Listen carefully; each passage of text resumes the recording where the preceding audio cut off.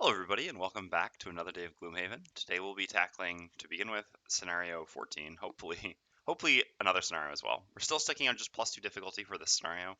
After this, for the second scenario today, unless this is a very close win, assuming we have a reasonable margin of victory here, we'll go up to +3 for the next scenario. Obviously, if this is a very close win, then we'll just stick at +2 because that means +2 is correct. When you're winning closely or losing closely, then you're on the right difficulty. If you're winning by a reasonable margin or losing by a reasonable margin, then obviously you're on the wrong difficulty.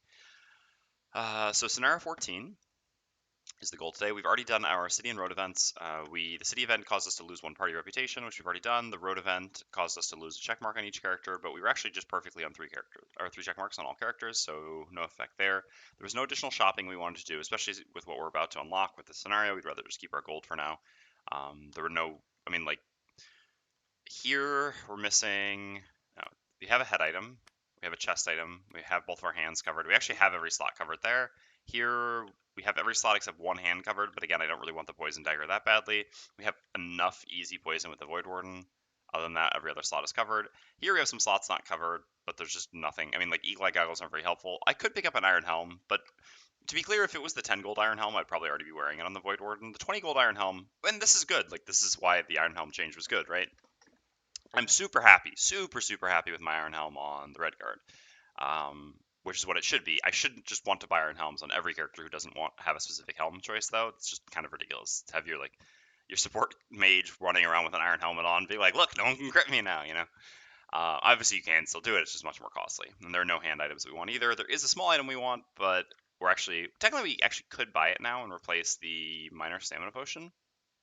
That's too late. We've already left town because we did our road event. Whatever. We'll maybe buy it. We'll see, because we've also got some stuff to do with gold today. Hopefully, if we beat the scenario. Okay. So the scenario number 14 is a kill all enemies scenario. There is a special rules. All characters add 3/1s to their modifier deck. Ooh, okay. Okay. Whatever. This is.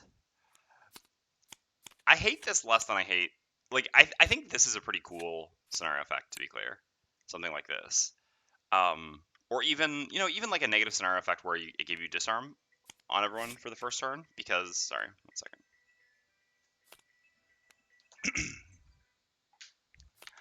I'm just kidding. The disarm, obviously the scenario is balanced around having the disarm in turn 1, so that's also interesting and kind of changes your strategy. What I don't like, I think the curses are kind of the worst because it just adds a lot of randomness to a scenario. It's still okay, but yeah, here it's just sort of like it's slightly decreasing your average damage over the course of the scenario, which kind of fits thematically with going into this Frozen Hollow, and also is more smooth in terms of randomness and balance. So yeah, I like this as a scenario effect. Obviously I don't like it as a scenario effect. I would rather not have 3/1s in each of our decks, but it's going to be okay. Okay, so yeah, that's all. Kill all enemies, just a bunch of -1s, and we start here. Okay, so let's have some coffee. You'll have to forgive me, I didn't have time to have my coffee before starting today. Alright, so we just need to take a look at our other cards to see if there's any cards we should have want to bring. I think here on the Voidwarden, there's basically never anything we want to bring. Except for this, right? This would be the only consideration. In scenarios where we need a lot of movement, but that's not really this. I don't really think this is... we just have better attacks than that. So no. Over here on the Hatchet. Hold on. Let's grab all our cards together.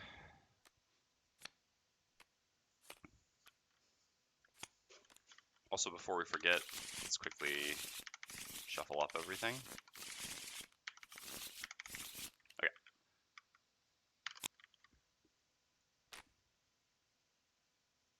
And we can actually do ourselves a favor here, right? Hold on.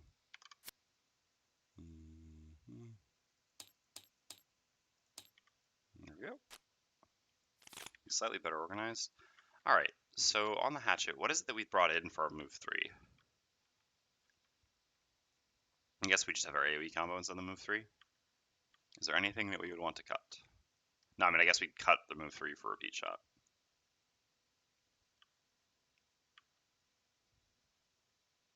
I think, so General CGO is starting to get me a little bit with the stopping power versus extra lift win consumer. I'm going to try stopping power for one more scenario. I guess let's take a look. Are there traps in this scenario? There are stun traps. Only 2 of them, and none of them in the first room. and one of the 3 enemies is flying. We're going to give stopping power one more chance, and if it disappoints us again, and in comparison to extra lift, we'll try switching over to extra lift and see how that does. Otherwise, no, I don't think there's anything else we want to change here. I mean, I guess the better question is, could we just cut a win consumer and a win producer, bring this for better initiative? No, I think once we have Ricochet, we can, but we're not level 2 yet, or level 3 yet, so we can't do that just yet. Okay, so that's fine. So Hatchet and Voidwarden are both fine. Redguard is the one who gets to make more decisions.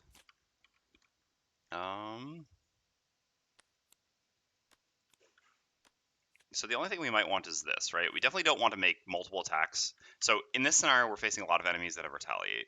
So here we're looking at Retaliate 2, Retaliate 3, Retaliate 1, Retaliate 2. So making numerous small attacks or multi-target small or medium attacks is not really where we want to be, whereas ranged attacks are going to be a bit better. Sorry, this is a card we don't actually have. But we definitely also don't want to be pulling things to us because... Oh, yeah, sorry, by the way, I should mention that the Jaws of the Lion rules... Yeah, this is important to mention at the beginning today. The Jaws of the Lion... The polls over Jaws of the Lion rules won by a significant margin. I was going to make an election joke, but I held off, and now I kind of ruined holding off by mentioning it. Yeah, so we are going to be playing with all the Jaws of the Lion rules, to be clear, going forward, which just makes sense. I agree completely. So accordingly, theoretically, like with this, we wouldn't have to pull the target all the way to us, but again, there's only 2 traps in the scenario. This doesn't really seem to be where we want. Seem to be what we want to do. This is the only consideration, maybe, though, as a fire producer and a ranged attack. Again, being a ranged attack makes it good against all this Retaliate. I definitely want my shield actions. I want this, want this. This is multi-target range, which is nice. There's a consideration for this. Definitely want this. Obviously want this. This is probably better than the fire one. So I could cut Shield of the Desert. Shield of the Desert is good when I have both elements because the push works well against their nonsense. No, I think this still just makes sense to keep Flaming Sickle out. Alright. It's nice when you don't have to change your cards. But it's good to always consider.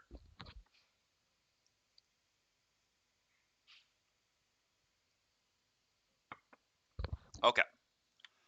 Coffee in the morning. So, cards are good. Battle goals. Wow. Is it incredible? I find this incredible.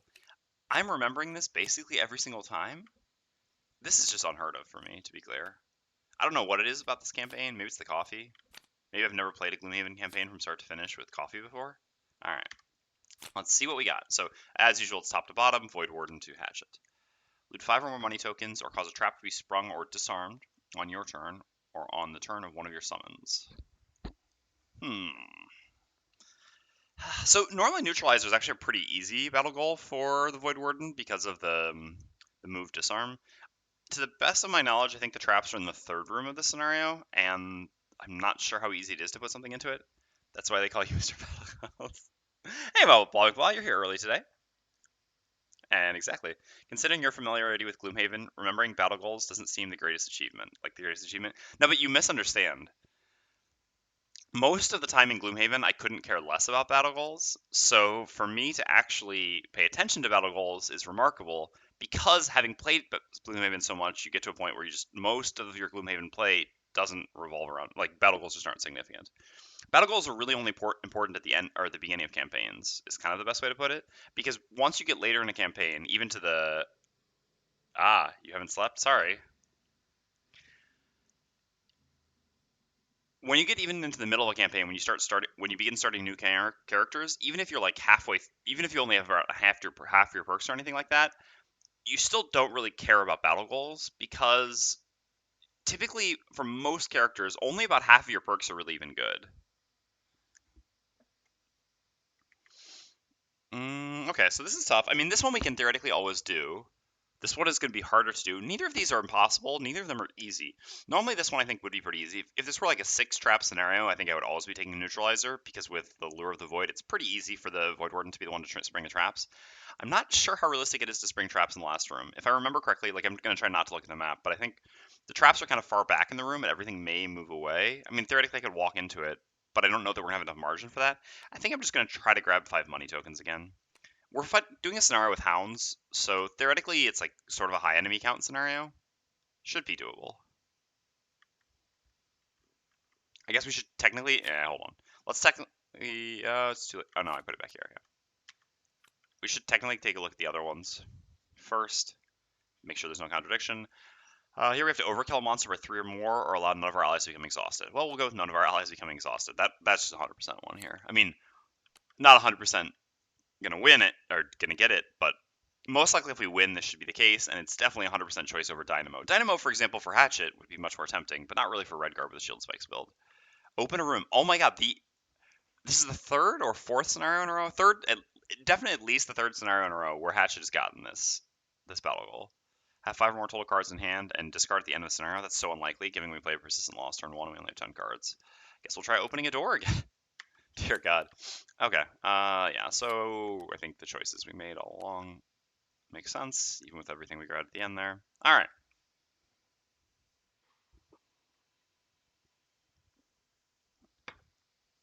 So, how much movement do these hounds have and these spirits? So the hounds have 4 and 5 movement respectively, and the spirits have. It's not quite the most beautiful level in Gloomhaven. Again, just as a little quick preview, this is my favorite thing, and I've told people this before. This is my favorite thing in all of Gloomhaven. Literally, in all of Gloomhaven, there's nothing I like more than this one little thing here. It's like having a warm cup of coffee while having your feet like sitting in a pedicure thing. Not something I've ever done, but not something I'm opposed to either. Regardless.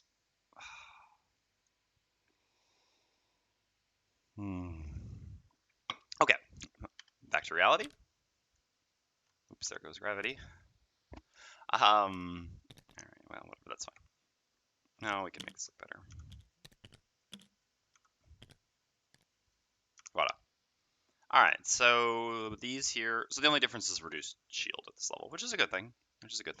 So it's going to be 4 movement, 4 range, 3 movement, 3 range. So 4 movement, 4 range is always to here and always hitting us. And 3 movement, 3 range basically can hit anything except up here. I mean, up to here. All stat lines should be so perfect. I know. If only. If only. Okay, and so with 4 movement from the hounds, I mean, they're basically everything's kind of reaching us except maybe this and maybe this. Okay, well, we know where we can start. We can get rid of that. Our starting positions are probably something like this.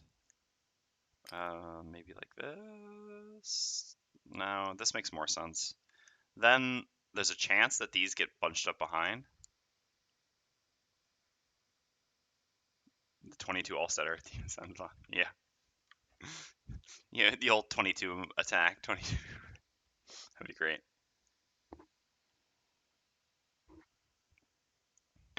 All right. So, we kind of always need to, based on the build we're doing, we really need to set up shield spikes always turn 1, I think. And accordingly, there's kind of only, I mean, all right, technically there's the consideration for doing this, given how hard this first turn is going to be for us. But I think playing 2 losses, turn 1 on a regular length scenario on +2 difficulty is a bit much. If I were playing on +0 difficulty, maybe I would go for it. But also, if I were playing on +0 difficulty, then I probably wouldn't need to go for it. All right. So again, everything we do revolves around having shield spikes active. Or not everything. Most of the things we've built towards revolve around having shield spikes active. So we just need to set this up as soon as possible. And the only way we can set this up safely, the most effective thing we can do while setting that up is actually get shield on bottom with this. There's actually only 1 card where the hounds come attack us here. Because if they come immobilize us, I'm perfectly fine with that this turn. If they come attack us, it's 6 with the immobilize. Or sorry, if they come muddle us. No. No. What did I say it? I said it wrong. Not enough coffee.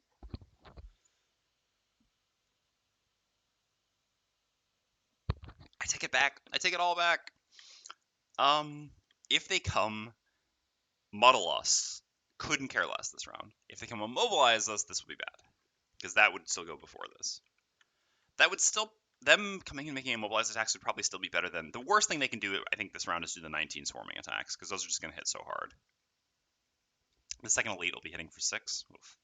Okay. We almost certainly have to just set up the favorite. I could do my AoE attack, but I don't know how they're going to be positioned. Generally speaking, it's going to be better to set up the favorite this turn and try to do that next turn, because I always do have to set up the favorite in this room. And what can we do on bottom? As usual, not a whole heck of a lot. And Great Wind. Doesn't really matter too much what we do in bottom here. We don't have anything else that does something on bottom either, unfortunately. I mean, a move, attack move, but we don't want to make melee attacks into hounds. We can push a couple enemies, or push an enemy, or, yeah. Probably just doing a heal is better, but we might also need this top. I don't know, let's just create the wind. I think this is typically what we do. There's no guarantee that we'll even use stopping power, but maybe we do, maybe we don't. I'll figure out our positioning again in a second after I've set up all our things. I really regretted not playing Master Influence right away last time. Yeah, we're going to be gifting some attacks. I'm going to regret not having this up. So let's go ahead and do that, and probably just do a bottom heal. No, we need to see at this top, actually. I guess we can always stand on pushing it back. The other consideration is we just stun something. Yeah, it's probably better to just stun one of them. Okay. So now we know what we're doing. So technically the Red Guard can move and Hatchet can move. How can we minimize the amount of attacks here? Let's assume that they just do +0, +0, right? So that's 5 movement for the elites, 4 movement for the regulars. If we're like this, 1 elite goes here, 1 elite goes here, both attack the Red Guard. And then this goes next with 1, 2, 3, 4, and then this goes 1, 2, 3, 4. But if we move back here, then 1, 2, 3, yeah, this is the same, but then this one just goes there.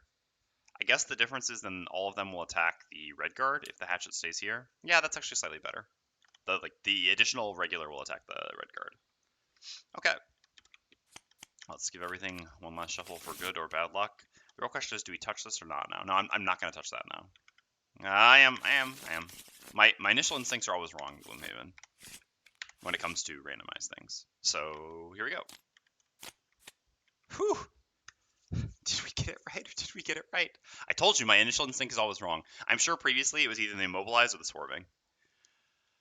Okay, and those are doing standard stuff. That's fine. This is great for us. I mean, yeah, sure, they're going to get pierced in some of their attacks here, which is a little bit annoying because of our shield. But this is still very good for us because it means they're not all going to hit us. Actually, they're not even going to get pierced. With -2 movement. No, with -2 movement, the elites still reach us. Well, they don't have to. All right.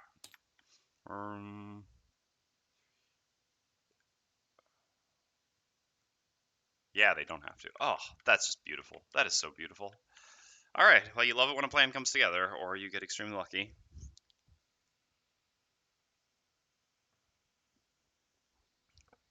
All right. Let's gain 2 experience here. We're going to activate shield spikes. And then we're going to do a move 2 jump. We're going to move to here. The reason we moved there is that this way, these things, which have the elites, which have 3 movement, won't be able to hit us this round. Even though I have 1 retaliate, I don't actually have any shield, and I don't really want to take an attack 3 pierce 1. I mean, attack 3 pierce, just deal 1 retaliate. Sometimes the plan is to get extremely lucky. Yeah, I mean, here the plan wasn't to get extremely lucky. We prepared for the bad stuff, but it's certainly much better that the good stuff happens. Okay. So here we're going to activate the favorite. And we're just going to chill where we are and create wind.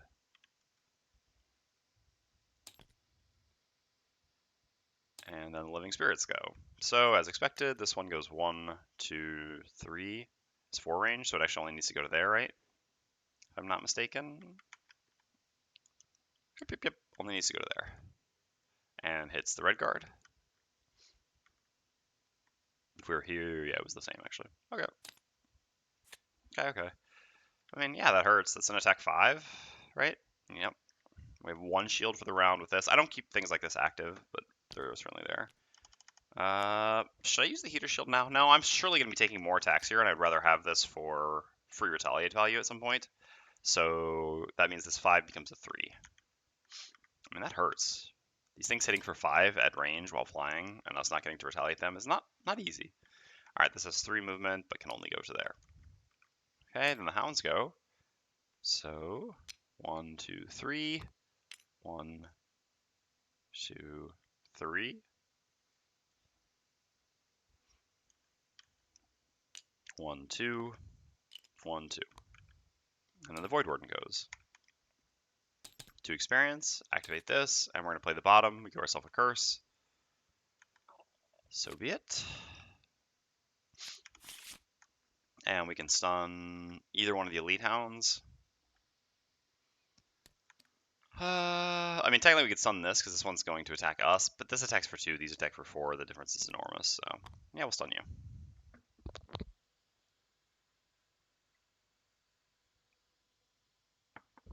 All right.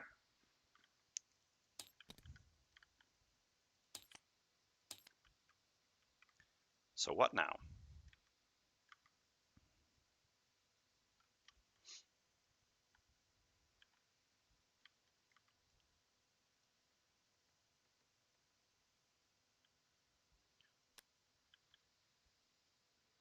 It's probably time to just shield up, do some direct damage, and give disadvantage to all the attacks. We're just going to go for a round where they all get to hit us. I have my jump boots, so I can even jump into the middle of them by doing this. And then I'll even be able to pull one of these next to me and do 1 direct damage to it. Yep. And all the attacks will be disadvantaged on me, so he won't move away, and he will take the retaliate. Oh, that's beautiful. That is beautiful. That is so nice. So since we're going to go for a full shield turn here, I definitely want to grant some shield to the red guard as well, just to stack as much shield as possible, to get as much retaliate as possible. This could actually result in a world. I mean, if the living spirit went before the hounds somehow, this would actually result in a world where we could kill the living spirit. That's very unlikely though, but still, this is going to be good. So even if the red guard is here, we'll already have enough range. So yeah, this top is amazing here. So we kind of get to do a free bottom, which doesn't happen often on the Voidwarden. Yeah, probably just a healing bottom. I don't love giving up Gift to the Void, though. God, Gift to the Void is such a good card. You just always want both the halves. I mean, either of the bottoms that I really want to play here are both gifted attacks. Honestly, this seems kind of necessary here. Healing 2 when the red guard's about to take a bunch of hits is pretty valuable, even with the shield stacking we're going to do. Obviously, the hounds could certainly get their swarming attacks, in which case the attacks against the red guards are going to be very serious. This will be, what, a 6 and then 2 4s against just 2 and 8 shield? Yeah.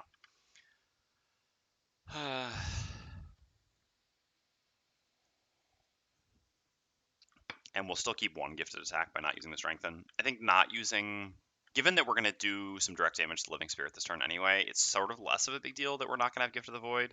Plus, if the Living Spirit's at half health, the red guard can just one-shot it. Okay. Speaking of the Hatchet, I think I said the red guard, but the Hatchet can just one-shot it. Yeah, I mean, our turn here is pretty clear. When possible, like when there's a bunch of enemies, we do our AoE turns. Seems good.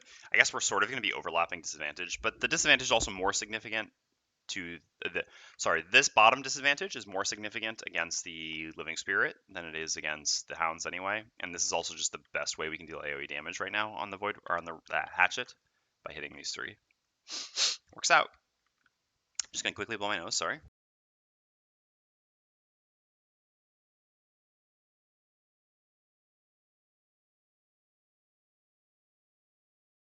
So how does this turn go wrong? It goes wrong if they flip the 6 or 7. That's how it goes wrong. This is less bad than the 6, though. Hey, Dumpster Fire. That is what they call me. Let no one tell you different. We remembered him again. Alright, well, this was really bad. And this is quite unfortunate. This goes there. This goes there. Oh, sorry. Let's do it in correct order. You have 4 movement, yeah. So this goes here, and then this goes here. Yeah, this was much, much worse, but we got lucky the first turn, so it only fit. I mean, this is the second worst thing that could happen to us this turn. Oops, not on them. Not the actual worst, and we did get quite lucky last turn, so it's so unfortunate. We were gonna have such a beautiful turn, and now it's just barely gonna do anything. Barely going to do anything. Okay, so red guard's up.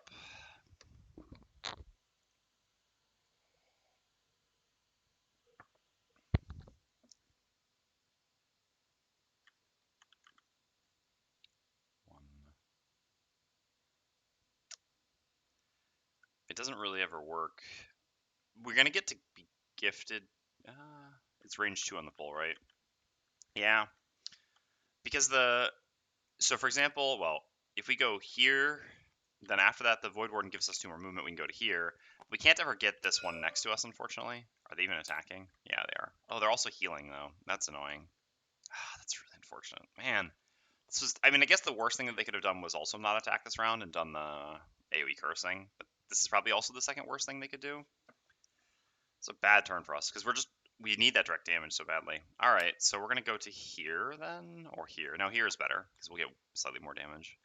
So we're going to move to there with the bottom of Healing Sands. We have to use our jump boots to get to the other side. And then we're going to use the top of Barbaric Instincts. We're going to create fire. We would pull 1 range 2, pulling you to here. And then all adjacent enemies suffer 1 damage. Stun doing nothing in the end. Oops, I accidentally clicked myself down there. Alright, and so now I have all attacks targeting me disadvantage, and I have 1 additional shield from Barbaric Instincts. Okay. Then the Hatchet goes, so we're going to use the bottom Fancy Hat, add +1 to all your attacks this round, and we're going to do the top of Disorienting Barrage. We're going to attack the 3 not adjacent to us. We're disadvantaged anyway, but this is simply to not take Retaliate. And we will go ahead and use the goggles here, because I'd rather not be disadvantaged for all these attacks. So these will just be normal attacks then. I'll do top to bottom, 3, 2, 4 in that order. Oops. Why? Oh, no. Here I actually only had 1. Okay, that wasn't completely my fault. There we go. Okay. Wow, some really bad flips.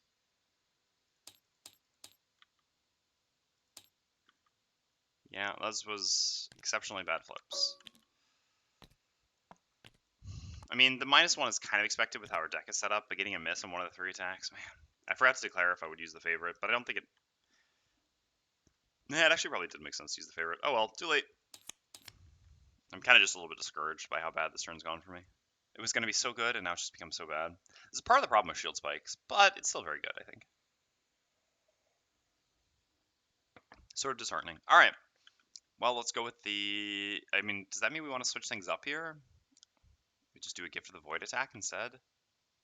And kill this? There's no more model. We'd have to move to here? Instead... I mean, right now this probably actually kills itself, doesn't it? If we give 2 shield, and he can just get 1 more shield, that'll be 3 direct damage to it. Yeah, it should just kill itself, so it's better to heal. Hey, Banjo. Bonjour. Sure, let's just do it like that then. So we're going to do a heal 2 range 3 with the bottom Gift of the Void, healing the red guard for 2, and then we're going to do 1 ally within range 3 may perform shield 1, same ally may perform move 2.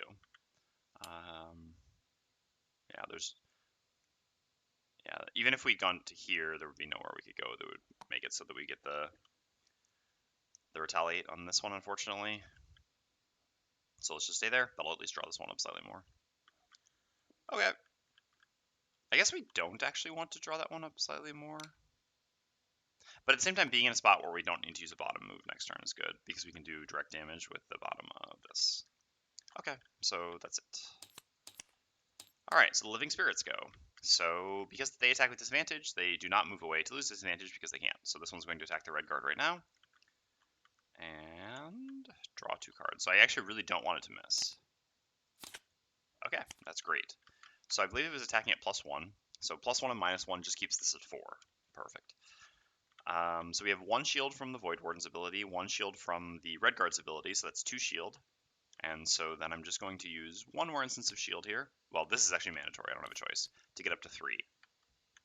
So this means I get to 3 total shield, and because of shield spikes, each time and after an adjacent enemy attacks you, that enemy suffers damage equal to your shield value. So I'll take 1 damage here, that's fine, and this will die. Oops, beautiful. Good work, Red Guard. Battle goals had nothing to do with this, right? No, it's opening a door, no one exhausting, and so you're the only one that we really have to do some. Well, we have to open a door at some point. Okay, and so this Living Spirit back here does not currently have line of sight. Even with the Jaws of the Lion rules, this is not line of sight, so it has to move up to here and attack the Red Guard. It attacks at +1, so 4. Disadvantage. Okay. Well, -1 is worse with disadvantage, so 4 becomes 3. We have 2 and 8 shield.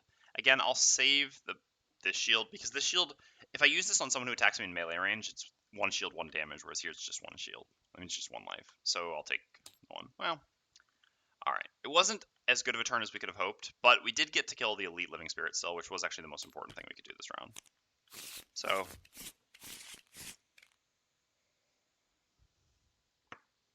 Alright, we now have fire available. We didn't create light. So accordingly, I think we're just doing something like this. The beautiful thing about this is they can't do anything about it, right? We're going to get to draw aggro on them no matter what. We're going to always go before them. We're going to use the fire to create shield on bottom here. We're going to use this to create shield on top. We're just going to go up to 2 shield again. Which, again, I just think makes sense. As long as you're in a room with a bunch of smaller enemies, just basically, like, Shield Spike's build is at its best in this sort of room, right? Facing 4 hounds and 1 regular living spirit. I mean, the living spirit's so-so. So I'm just going to do my best to keep leaning into shield spikes as much as possible by generating as much shield as possible. Because the more enemies there are, the more attacks there are, which means the more you're mitigating by shielding and the more damage you're dealing by retaliating. Okay, so Voidwarden. What are you going to do? Probably gift an attack. If we gift an attack, it would have to be to the Hatchet. That's fine. And we do what else? I mean, like, yeah, I could play Resign Frenzy here. I just really don't want to because I have to move a lot through this scenario. I think I'm just going to play Resign Frenzy for initiative here. Because I'll create Dark. The question, I guess, is a Curse or is an Attack 2 better? Attack 2 might be better. This 23 versus 26 initiative I don't think is significant against Hounds. Or Living Spirits, for that matter. Just go like this. I think I'd rather have a Curse, to be honest, going forward. Okay, so what are we up to? It's time to just shoot, right? So if we shoot this one here with the favorite, and then we go retrieval it here, this is pretty good. The annoying thing is that the red guard's going to go, yeah, but I guess that allows the red guard to go here and draw aggro from these two. Yeah, I think it makes sense. Just to do a favorite attack into retrieval turn. Sucks we couldn't have better initiative here, but I think this is fine. I mean, I guess the argument is we could use Care Package instead to get 2 free healing on the red guard, since as an attack, this will be an attack 5, so even a -1. We don't have the -2 in our deck, do we? Oh, we do have the -2 in our deck. So that's technically a possibility, but our deck definitely is like -1 or more now with the scenario effect. 30 initiative versus 24. I don't think that makes a difference against hounds, and this is slightly better. It's just like more efficient. Alright, let's give this a try then. Don't love the initiative on it, but it's okay, I think. Yeah. Okay. 19. We couldn't have beaten 19 anyway. Maybe we should have brought the 18 specifically for that reason. Yeah, probably. Okay, so what do we do now? Well, the red guard can only draw aggro from 2 of the enemies. 2 of the 4, right? Oh god, and these are both going to attack the Voidwarden otherwise? If we go here, then this will attack the Voidwarden and this will attack the Hatchet. That's going to be better. Yeah. Even though it's larger attacks. Yeah. Yeah, their little diamond pattern there is kind of the worst for us. Okay. Yeah, 19 is probably the worst thing. It is actually, yeah, 19 is actually the worst thing they could have done this round. All right, so we got very lucky in the beginning, and I think they've done really brutal stuff since then. Because even the 6 here would have been fine, would have been better since we were playing around the 6 actually. 19 goes before our 2 other allies still, while also doing their most powerful attacks. So we're going to consume fire, gain 1 experience, and perform move 4, shield oneself. We're going to go to here. And I think, yeah, this is the best distribution of damage. Otherwise, the Voidwarden's just taking 8 here. Yeah, we couldn't even go invis. Nope. Whereas here, the Voidwarden will take 4, and the Hatchet will take 6, which theoretically is more survivable. So pretty rough. So we move there, and then we use the top of Warrior of the Sun, create light, and gain shield 1, target, and then immobilize target all adjacent enemies. The immobilize doesn't matter. I'm not going to bother with that. Okay, so this one's going to attack there, this one's going to go here, attack there, this one will attack here, and this one will attack here. Okay, so first the attack on the red guard. So red guard has 2 shield this round. Plus we have 1 more shield we can activate there if we want. Should I have used my healing potion? No, probably not this round. Alright, so this is an attack 6, but with disadvantage. Dear God. Well, the disadvantage definitely did something. Okay, so... Again, I'm not wrong. This is 6. Jeez, yeah, these things hitting for 6. Insane against level 2 characters. I mean, look how much health we have compared to how much damage these things do. Plus 2 is probably difficult enough. Alright, so 6. We have 2 shield, so we take 4. I guess we'll use our actual shield as well to take 3. And deal 3 damage back. Thank God for the muddle, huh? Why didn't you use the immobilize action before moving with the red guard to immobilize this elite hound? Oh yeah, you're right. You're right. Yeah. To be honest, I was thinking. No. You're absolutely right. It's just. Yeah. I don't know why. No. You're good catch. Obviously, I would do that. All right. This is immobilize. To be honest, I was just. I don't. It's difficult to explain how it's functioning in my brain. This is just a clear, strictly better play. I don't know. It was like I can't even describe it. Red counting feels weird, man. Yeah, I mean, to be clear, it's sort of like a no unknown information. It's not the fact that we're getting hit for 6 here that, like, all right, let me explain. Well, first, let me try to explain why I did it the way that I did. So, basically, I did this because, or I didn't think to do this because I was thinking that I had to, the two things were just like tied to each other. I don't know how to put this. The purpose of the immobilize is just to make things attack you, but it's true that it can do other things. I don't know why I was blanking. I was thinking that I had to do this after moving to shield up in the position that I was going to end in, so to speak. I don't know. It's difficult to explain. It's weird to think of shielding and then moving, even though that doesn't... I don't know why, I guess. How to put this. In Gloomhaven, basically, every time you shield, it's sort of the last thing you do. Or anytime you have like a move and shield, it's always like move and then shield. It's never like shield and then move, even though technically the ordering doesn't change anything. Like, for example, there's not a single instance in Gloomhaven of a card where it's shield and then move, or instead of move and then shield at all. Even though technically those two things are exactly the same, right? Why is it always after? There's no reason for it. It just is that way. And so in my mind, for some reason, it's like, yeah, you move and then you shield because it doesn't matter. But you're absolutely right. It was just like a super stupid brain fart, so good catch. I'm just going to pretend the last few minutes didn't happen. No. But anyway, this isn't actually red counting. So to be clear, the rule about whether you can revert things in Gloomhaven and games like this in general is basically if you have no new information. Technically, we do have new information, but if we're being completely fair, which I think is fine, like I would expect any group, is if they realize it, to do this, because, all right, it's not as if knowing that he's going to, for example, hit me for an attack 6 is going to change whether or not it's better to immobilize this one, right?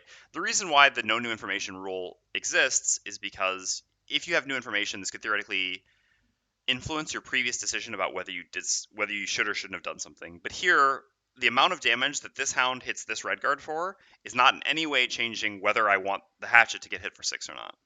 And it was just a brain fart that I did this, and it's definitely a good catch. So, again, I'm trying to play optimally. If I make a mistake that's easy to correct and has no funny business, there's absolutely no reason not to correct it. I'm not above admitting that I've made a mistake and fixing it appropriately, and here this definitely makes sense. So very good catch. The Ubiquit. The Ubiquite. The Ubiquet. How would I pronounce this? I've seen your name many times before. I've just never bothered to try to say it because I've been afraid of how it should actually be pronounced. Oh, it's Beber. Ah. I didn't know. Ah, it's you, Beber. I didn't even realize. That's funny. Ah, well, it's no surprise then that this person would have caught this mistake. Beber is a very good Gloomhaven player, so it is not surprising that he would recognize something like this. Alright, so anyway, so this and this are immobilized. Only this one actually matters. This attack still happens. So now we have this, which doesn't go because it's immobilized. This one, which attacks the Voidwarden, which misses. And then this, which attacks the red guard with disadvantage. Okay, so this ends up being an attack 4. We have no additional shield to give, so this is just 2 shield, 2 damage.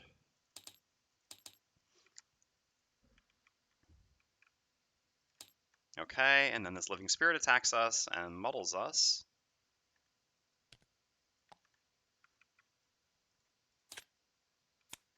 Okay, so it attacks for 2. We have 2 shields, so we take no damage.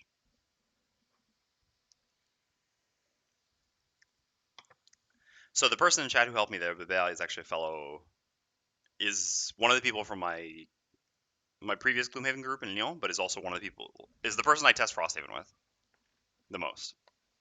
So if you want to stop harassing me for Frosthaven spoiler information, you can try to harass him. He's under the same NDA I am, but...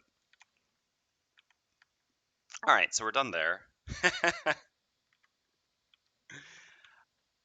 Okay, so now the Voidwarden goes. So we're going to do 1 ally within range 2 may perform attack 3. Yeah, Banjo, I figured that would please you.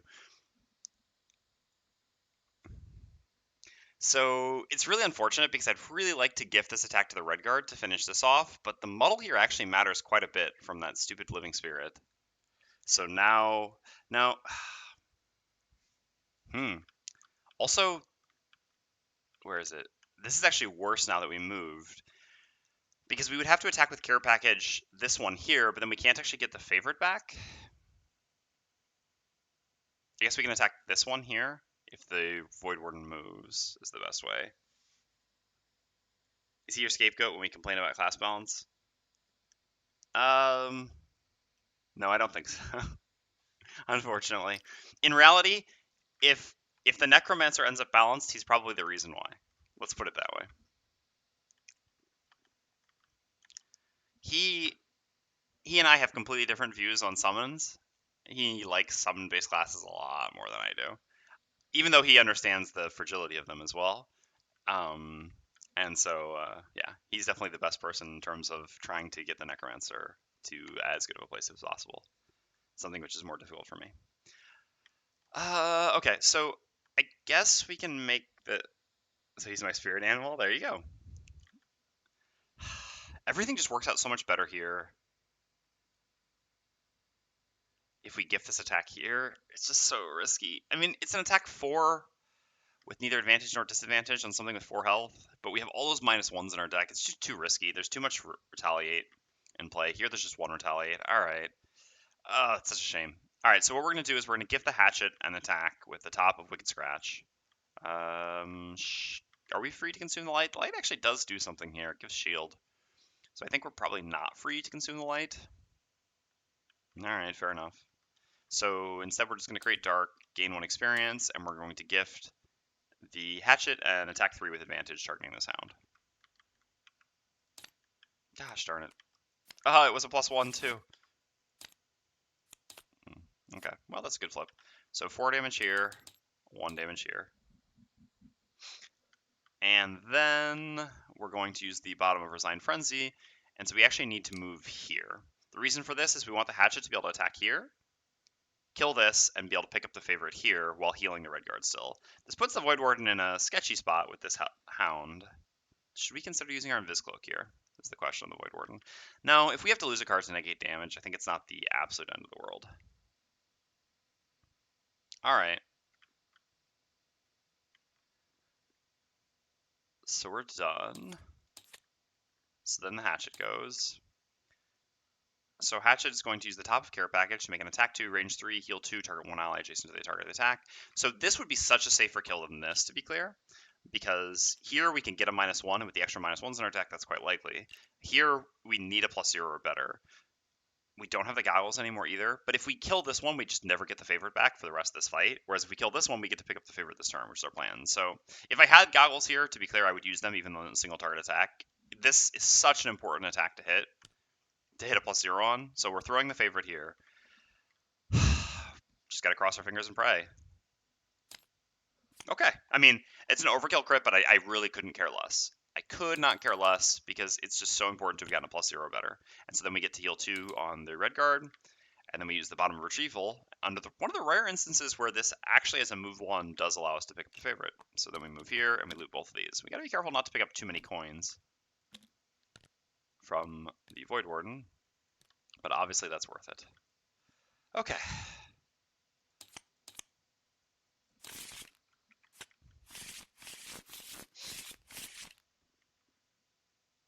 Well, things are getting a bit more manageable, sort of.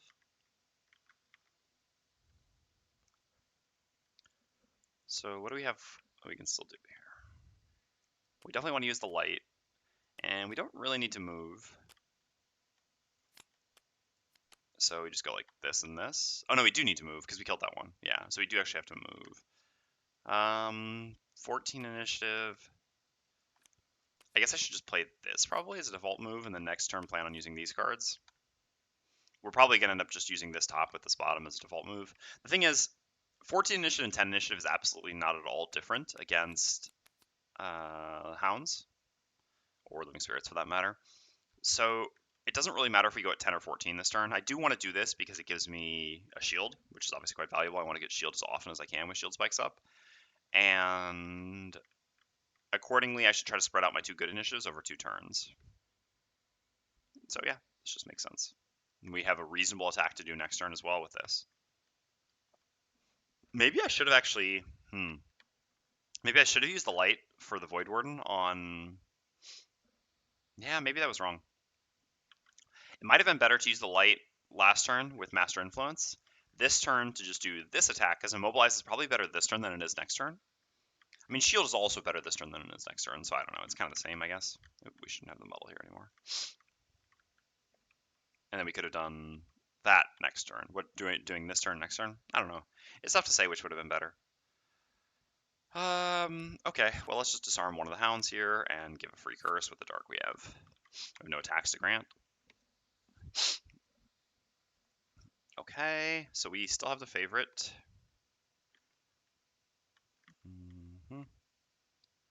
We can presumably attack one of these two and then move on to the coin. I think we'll use this attack here. No.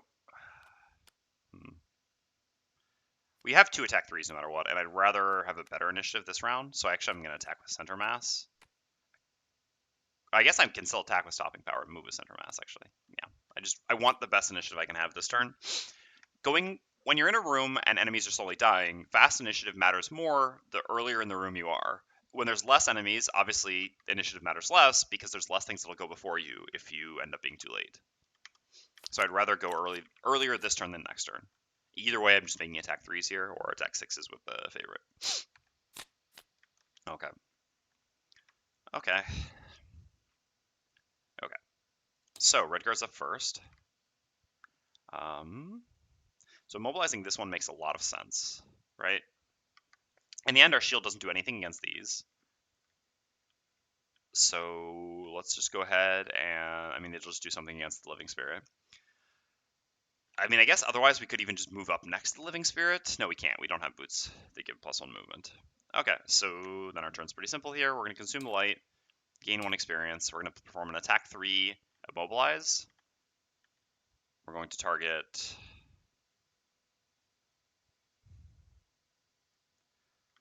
I guess I'm probably going to long rest after this. Oh no, I don't have the anything to increase range. That was in my Jaws of the Lion campaign. Okay, so yeah, well then I guess we're attacking this one right here. With disadvantage. +1? Oh, damn. Would have been so nice because we would have not taken retaliate. Alright, so we take 2 retaliate, we deal 3 damage. He's immobilized, we have 1 shield, and then we're just going to do a default move 2 to here to get away from him. Move up towards this a little bit, move towards the next room. I guess... No, it's got to be like this.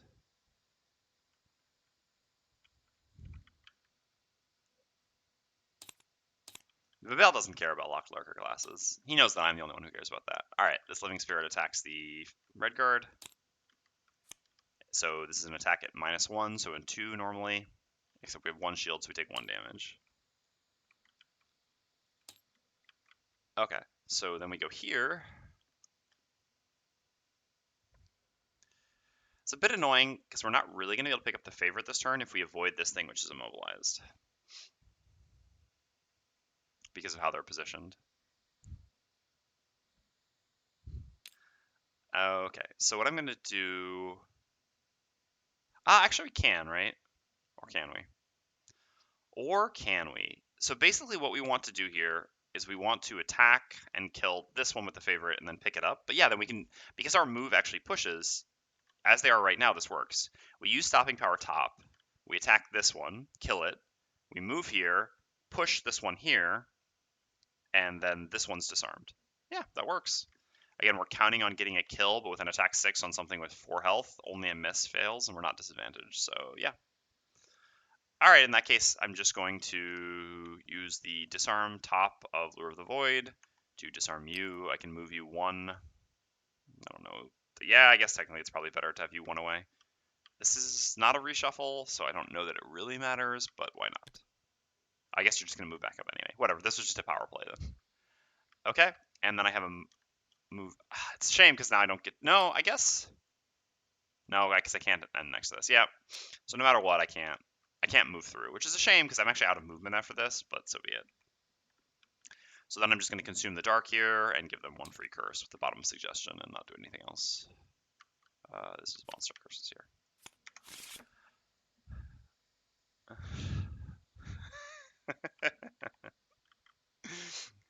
Funny.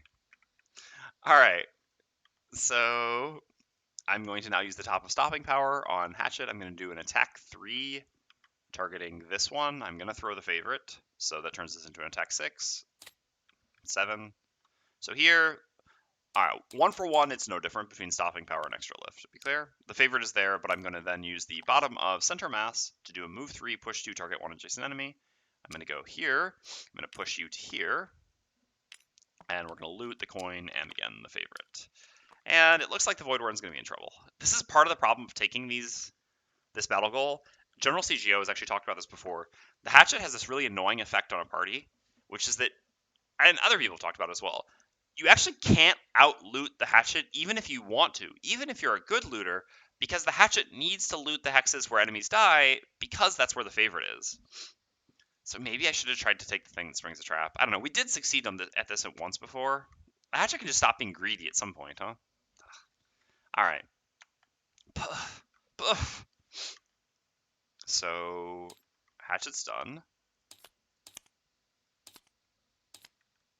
This goes here, loses its disarm. This loses its immobilize. 2 cards left, we're going to play him. 2 cards left, we're going to play him. Obviously better initiatives as opposed to worse initiatives.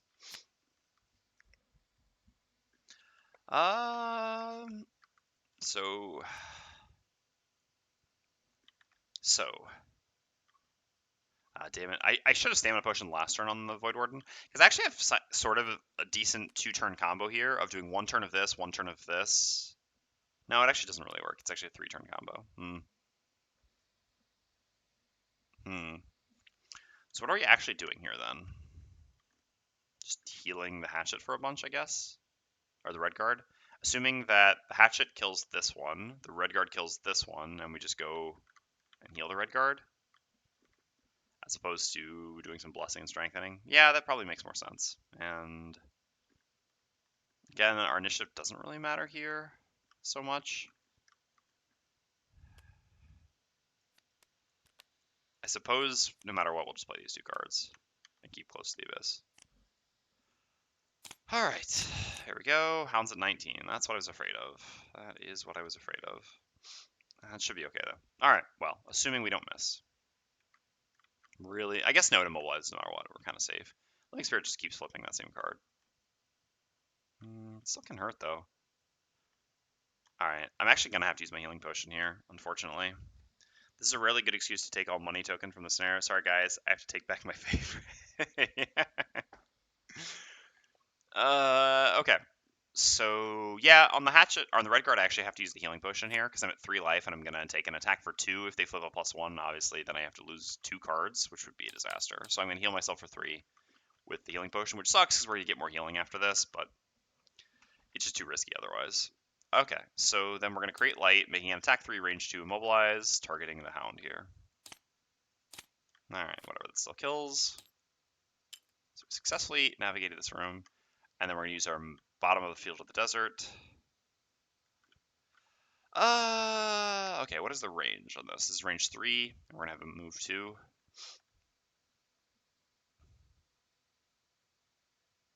I wish I'd actually gone after the Living Spirit here. I guess 21 initiative was kind of bad for this reason. Well, anyway, we're going to move up 2 with the red guard. Certainly makes sense. Yep.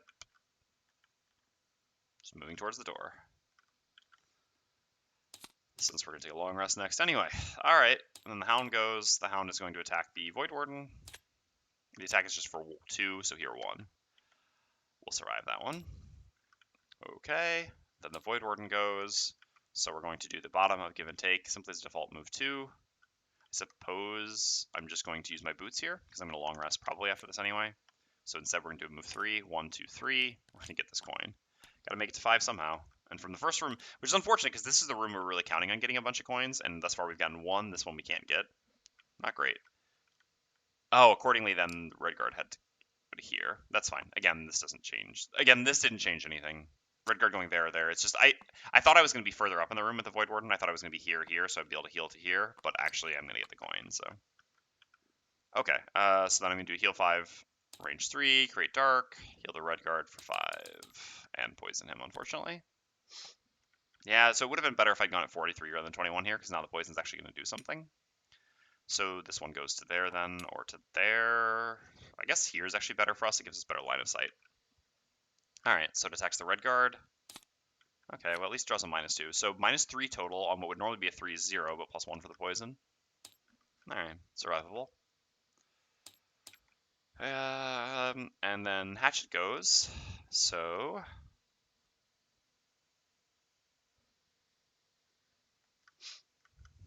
do I dare? Do I dare? It's so much better here if I can kill him and then move, rather than have to move and then attack. So I think that's what I'm going to go for. I'm just going to throw the favorite at him here with the top of repeat shot. So this is going to be attack 6 with disadvantage. Again, everything but a miss does kill here. Okay, that's fine. So our attack 6 with disadvantage ends up getting a 5. This is 4 damage. It kills him.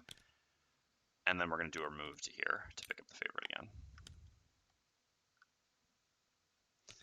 There was an argument for going and attacking and killing this, since this is also a little bit less threatening and it's easier for us to kill this one, but no one's really back here to kill this anymore. Voidwarden doesn't really easily make an attack on that if we advance towards this one, so it kind of just made sense for the Hatchet to be the one to finish that off. Voidwarden's not really very good, at least until we get to level 4, at killing off isolated low HP enemies without allies nearby. Okay.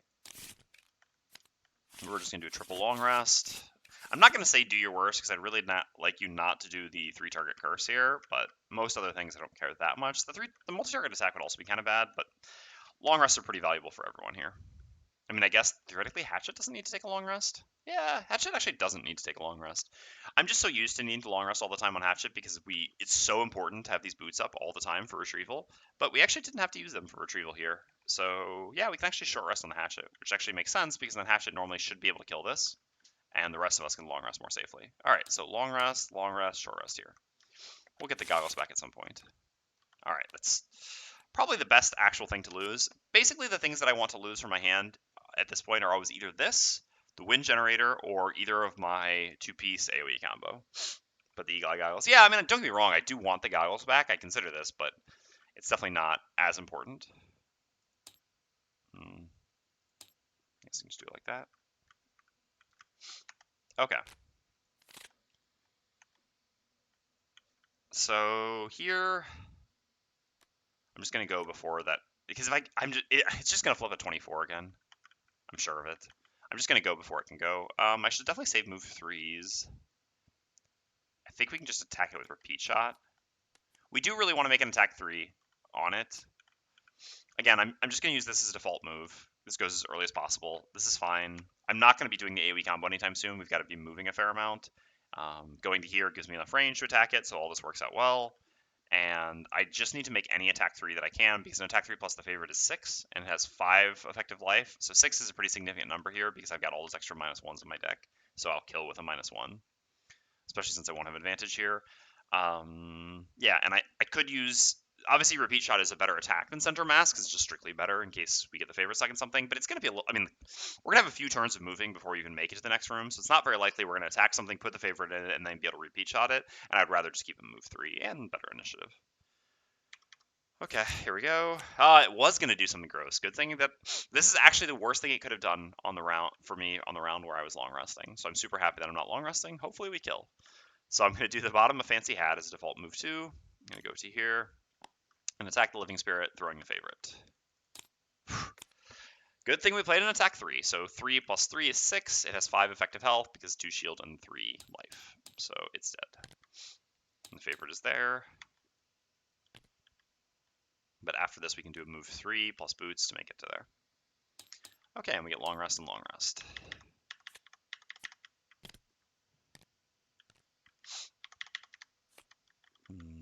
Us we heal for 1. Us we remove the poison. I guess it's not great. I kind of want to remove the poison for profit, but so be it.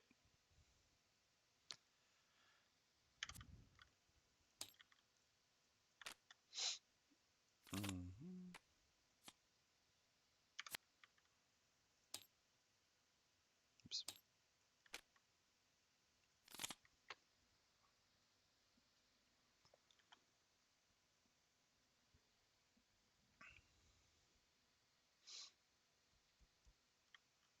What do we get rid of here?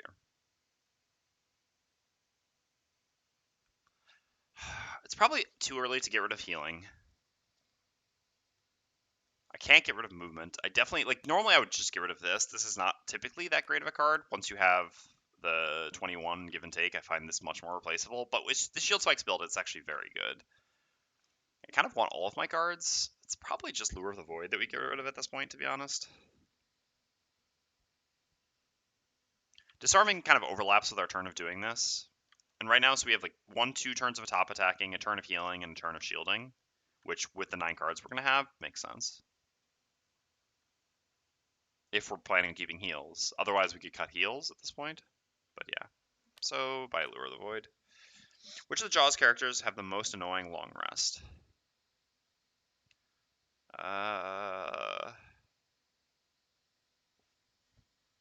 Just got in what levels. Alright, so let me answer the first question. I would say either Voidwarden or Hatchet. I mean, I've never played really with demo. Voidwarden and Hatchet both sort of do, because Hatchet sort of, I mean, I'm sorry, not Hatchet. Hatchet is super easy long rest, actually. No. Voidwarden or Redguard. Redguard and Voidwarden are both kind of combo classes in a way. Like, because of the elements, Redguard has a lot of things which, like, this leads into this, but then this also works with this, but then this works with this, you know, that sort of thing. Or like this, you know. So it's really difficult to break up a piece. Like, for example, here, I don't want to lose this. I don't want to lose this. This, I could lose, but if I lose, then it makes all the element generators worse. But if I lose an element generator, then this gets worse. So this card, I guess, specifically kind of locks you into these things. Obviously, I don't want to lose any of my shield abilities. This is just amazing, both halves. Again, this kind of ties into this, but also the Immobilize is good here against melee, mostly my enemies. So realistically, I'm going to lose this, which is actually incredible, to be clear. This is a really good card, and each time I'm just like, yeah, I guess this is the first card to lose. And Voidwarden is sort of the same thing.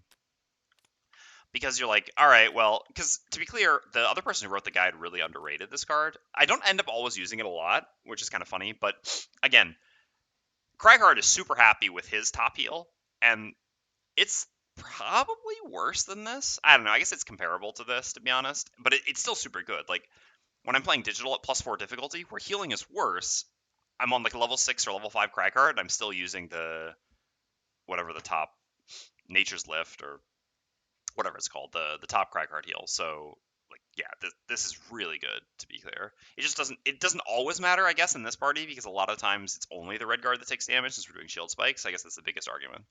But yeah, so basically, like, well, I don't want to lose this, because if I lose this, then I need to lose this, but I don't want to lose all my healing right away, you know, so this kind of works weirdly. Again, this is usually a pretty easy target to lose. But again, with shield spikes, you don't really want to lose that. You never really want to lose your early initiative moves, but you also don't want to lose your attacks. And then this is just actually sort of your best action. I mean, I would say your 2 actual best level 1 actions are Freeze the Soul bottom and Gift of the Void top. So I don't know. I find both of these really brutal to do long rests on. Just got in, what level are the characters? The character's level 2. Whereas I find Hatchet long rest super easy. Like I said, here on Hatchet, I would have been happy to lose this. I would have been happy to lose this. I would have been happy to lose this. I would have been happy to lose this. Realistically, I could have even lost, like, I mean, a lot of the cards are really interchangeable as well. It's like, you know, this, but Repeat Shot is just kind of a slightly better version of this, etc. So yeah, like, Hatchet, long rest is super easy. These 2 long rests are super hard. So I don't know. I'm not actually sure which one of these 2 I would consider to have harder long rests. I guess probably Voidwarden, which is funny because it's 11 cards. All right. So we kind of just got some time to move and chill, huh? But yeah, it is a very good question. No problem. Sorry that I gave a thorough but incomplete answer, basically. I sort of waffled. I think my conclusion is Voidwarden, though, but I'm really not sure between these two.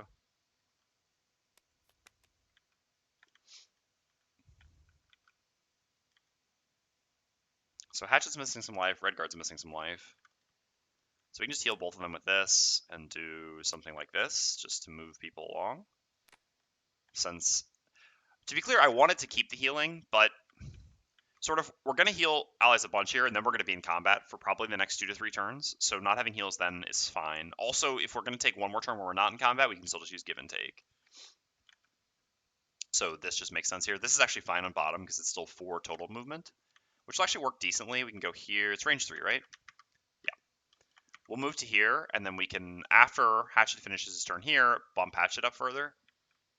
And with the 2-target heal, so then actually we'd have to use our boots and go to here. So we need Redguard to be here, essentially.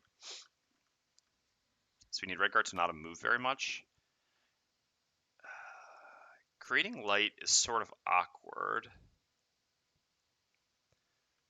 So we can create light on a move here, but then our biggest reason to have light, which is this, isn't there.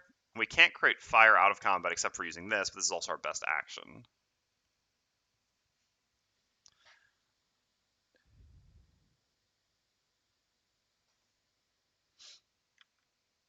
Yeah, that's fair. I mean, I guess realistically, I'm not looking to do this combo immediately in the next room, so I can kind of just get rid of this. The question is, what is the other card I'm getting rid of here? Accordingly, is it probably just this? Yeah, I suppose that makes sense.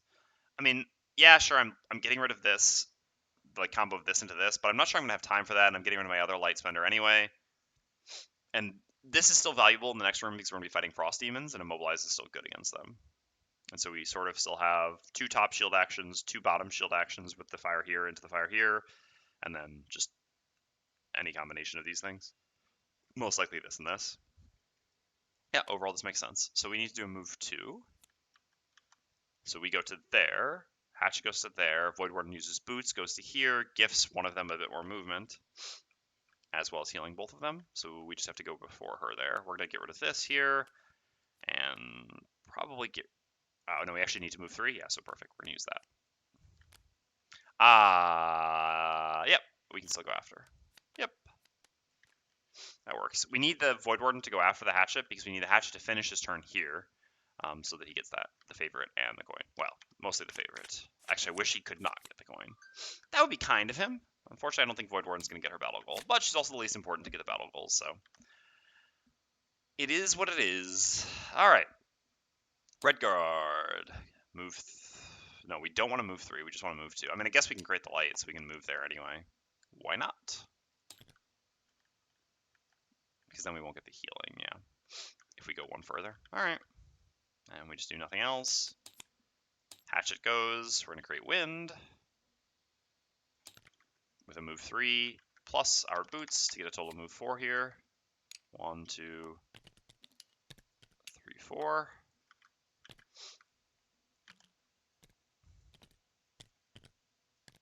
There's no justice. And we're done. We just got rid of this because we already lost our other piece of our AoE combo, and the AoE combo is not really what we're looking to do going forward. That was just for the first room of Hounds. When the Voidwarden goes, we're going to use the bottom of Black Boon to do a move 2. We're going to use our boots as well to get total 3. 1, 2, 3 to here. We don't actually get to gift someone movement, though, because otherwise we don't get to heal them. Is that such a big deal that the Hatchet doesn't get 1 healing? Probably not. Probably not, to be honest. I think the Hatchet... Because the Hatchet wants to open this door to get the check mark. So I think this is fine. Okay, so then in that case, Close to the Abyss is just going to heal the Redguard for 2. But I think missing out on 1 health on the Hatchet is not such a big deal. I think 2 movement on the Hatchet is more valuable than 1 health on the Hatchet. Excuse me, I just have to blow my nose.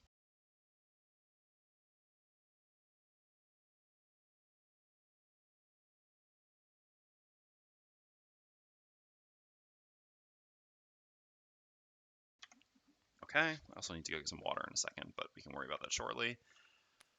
Okay, for the next turn, lead with this attack. I guess we can even get our one healing like this, and then the following turn. Wait, what happened to repeat shot? Did we just play that last turn? Oh no, that. Whoops. Oh yeah, yeah, that's fine. That's fine, I guess. So I'll lead with this, and then plan on going with a follow through afterwards. Sure. Maybe it's better to just do a range 4 attack here to be as safe as possible, even if it's going to be slightly less damage. So we go like this. There's also the initiative, because we need to open the door, but we'd like Redguard to go in not too far after us. Not too late after us, but this actually works, 30 to 32. If we do that, we have light, but the light doesn't really do anything here. I think I'm actually just going to lead with a ranged immobilize attack. I'm not sure how good shield is going to be on the first turn, because we're going to kind of let the enemies approach us. So for that reason, should we try to go even later to make sure that... Yeah, because we don't actually have a way of increasing our movement, right? So yeah, let's just do something like this then. Okay. So that works. And so then the Voidwarden can go probably even later. I'm not sure even want melee attacks in this room. So what I'm... Because basically I'd like to strengthen someone, but I'd like to strengthen them probably for next round, not this round, just to be safe. Although will someone be in range?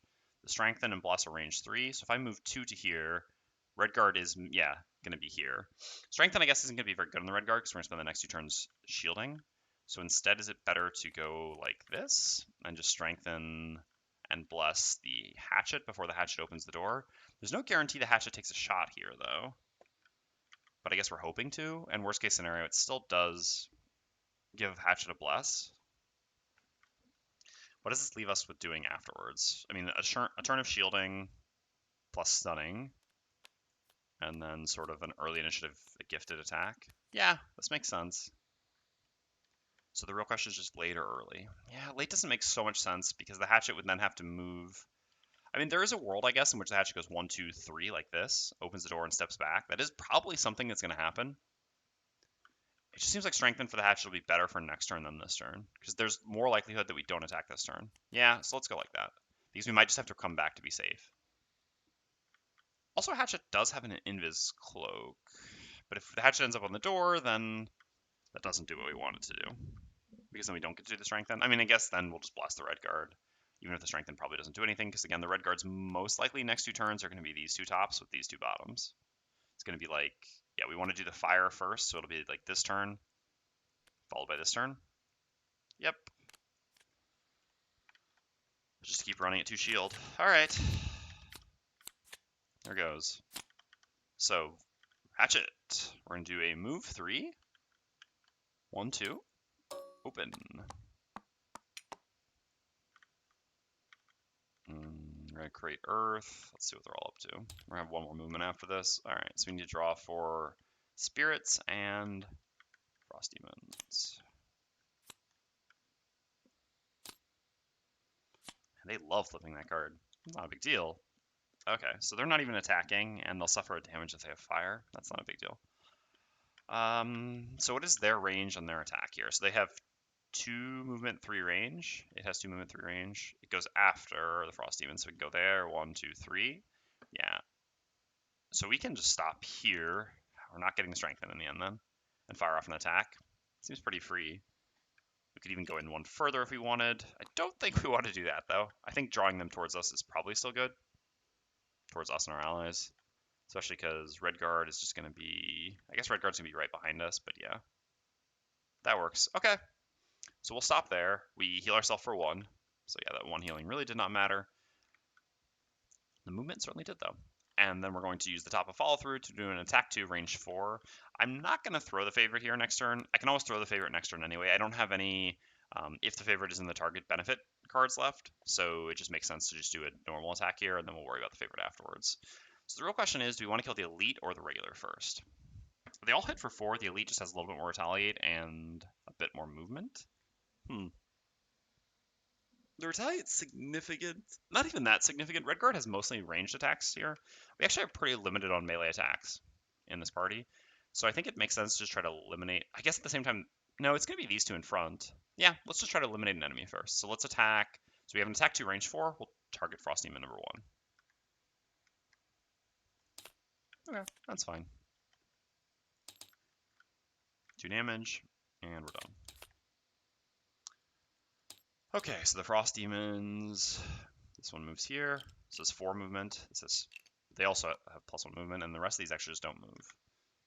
So I guess this will actually only go, well, let's see. Where is the spot or closest place it can attack from? I'm pretty sure it just moves to here.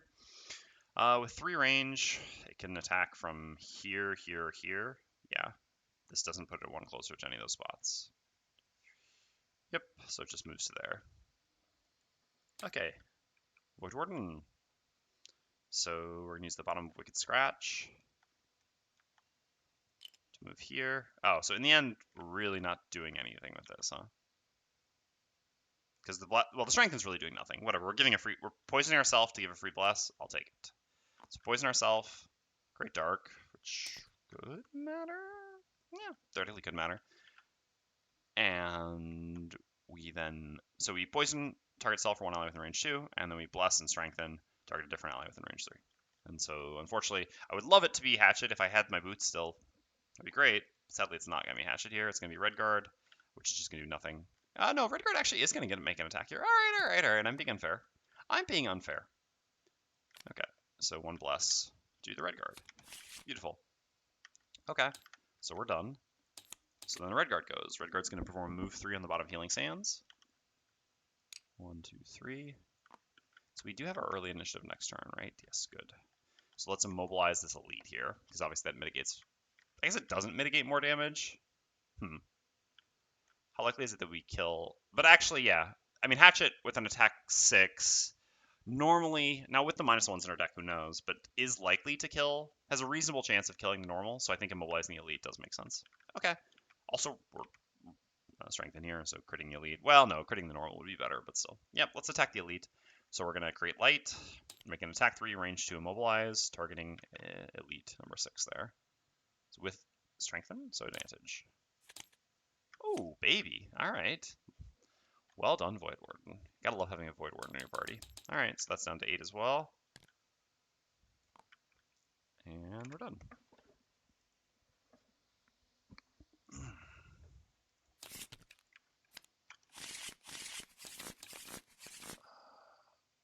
Initiative's a bit awkward here, eh?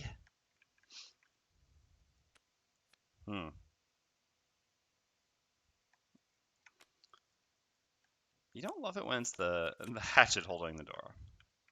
So the Hatchet's going to run away as quickly as he can and make an attack.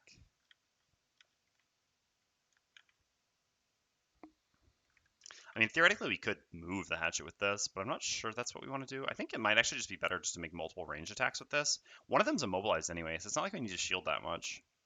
So we just do something like this, and then the bottom doesn't matter so much. Accordingly, we can just maybe keep both of these and see which one of these tops will be better next turn. It's not like we're going to need the movement or the initiative for this next turn.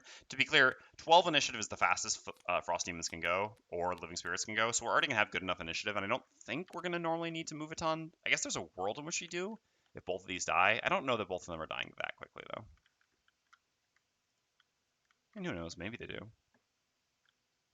Yeah, maybe they do, actually. It's more likely than... Yeah, alright. So let's actually...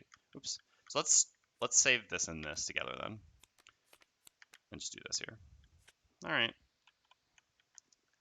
So, again, there's a world in which we could go at 16 here, go at 15 on the Voidwarden, have the Voidwarden move up and use the top shield move thing to move the Hatchet out of the door so the Redguard could get in. But again, this is immobilized for this round, and accordingly, I don't really feel like I want to just move in, take hits, and shield. Since he's hit for 4, I'm going to have 2 shield. Also, the shield move thing on the Redguard or Hatchet here would not, obviously, like the shield wouldn't matter. It would just be the move which mattered. Accordingly, so we have a move 3 that gives a free curse. That definitely seems good. And we just gift a ranged attack with this. The annoying thing here is, so we're going to have to move up to here to do this. This likely does mean both of them are dying here, right? Because the Redguard, I mean, I guess the Redguard doesn't have to move up, so we don't have to move up that far. But regardless, yeah, it makes sense to go earlier. Let's just do these things. Oops, I somehow grabbed the wrong card. I want the one that gives a curse, rather than making a melee attack. The curse is pretty free, and I've got other elements I can consume with Master Influence on the Gift of the Void attack. Okay. So... -1 move. I mean, ice wasn't generated last round anyway, so not that big of a deal. Alright. I mean, you're actually doing something, so I guess respect. That's actually annoying. That's actually the most annoying thing they could have done here. Because the Hatchet's not going to be able to move away. Yeah, and we don't have a bottom push while still doing a ranged attack here. That is actually the worst thing that they could have done. Alright. Well, the red guard's up first. There's not really anything we can do to make this different, so we're just going to do an attack 2, range 2, target 2. We're going to do the elite and then the regular. Well, kind of balanced out. That's fine. And then we have a bottom move, but it doesn't make sense to move anywhere. Okay. Actually, yeah, it does. It certainly makes sense to not get him immobilized here. And from here, we have line of sight to this. Oops, I'm used to pressing. I do the line thing. Yeah, easily. Yeah, I think it's better not to be immobilized here for next round, so we'll move back there. All right, so Hatchet gets immobilized. The rest of these do nothing. They can't move up. Well, actually, they don't even move. All right, then the Voidwarden goes. So I'm going to use the bottom of suggestion as a move 3. 1, 2, 3. I think it's better to be further up. We've got a good non-move bottom, so I think this is a good spot for us to be in. So we move to here, and it's kind of the same. So we do an attack 5 with advantage. Hatchet does an attack 6 with disadvantage. I think it's better to do the attack 6 with disadvantage here, because we're more likely to kill with a disadvantage attack drawing a -1. We're more likely to get a +1 on an advantage attack, I think. I'm not actually sure about the math of that. That would actually be interesting to see. But again, for a normal scenario, I think this would be different. But here, because we have all those -1s in my deck, I feel a little bit differently about it. I think on a disadvantage attack, I feel pretty likely to draw a -1. I guess I don't even have that many in my deck. And we don't even have that many +1s in our deck. I guess the other argument is it's just more important to make sure the Hatchet kills his target so we can get the favorite back, rather than the Voidwarden. If we don't kill, it's not the end of the world. Okay, so we use the top of Gift of the Void. We're going to create a new dark. We consume the old dark to give a curse with this. Sorry. And then we're going to make the red guard suffer 2 damage. We're going to consume, doesn't really matter, the light. Sure. So we use dark and light this turn. Perfect duality. Primal duality, some might say. Okay, so we're going to do poison range 3, targeting the normal frost demon, and then we're going to gift the red guard. After the red guard suffers 2 damage, we're going to gift the, not after, but whatever. Actually, before, I just do it in the order that's easier to remember. The red guard is gifted and attack 3, range 4, targeting here. It's actually +1 because of Master Influence, consuming an element, and +1 from the poison, so it's actually attack 5, range 4, range 3. Sorry, no, range 4. Attack 5, range 4, with advantage, targeting the regular frost demon there. Nice. Beautiful. All works out in the end. Okay, so then Hatchet goes. I guess this is the more important one not to mess up. I wish we had goggles, I would use them. Alright, so I'm going to attack with center mass, targeting the normal, or the elite here. It's going to be disadvantaged since I can't move away, which means if I miss, I'm going to get retaliated. I'm certainly throwing the favorite here. Okay, whatever, that'll do. So this turns an attack 3 into an attack 6 because of the 0. And the favorite, so this dies. Oh no! Oh, poor Voidwarden is never getting that perk. And then I'm certainly using this here because so I can't move, but I can perform a loot 1, which picks up this, which picks up this, and picks up the favorite. Again, I'm doing this for the favorite. Really, I swear I am. That's the reason we're doing it. Not to intentionally grab all these coins. Not to be the richest Gloomhaven character of all time. Just for the favorite. We only want our favorite. Okay, so then the Living Spirit has -1 movement and 3 range. 1, 2, it doesn't reach. So that was pretty good. That was a good round. Yeah, and it was good that we kept the big movement, because in the end, we're going to want it.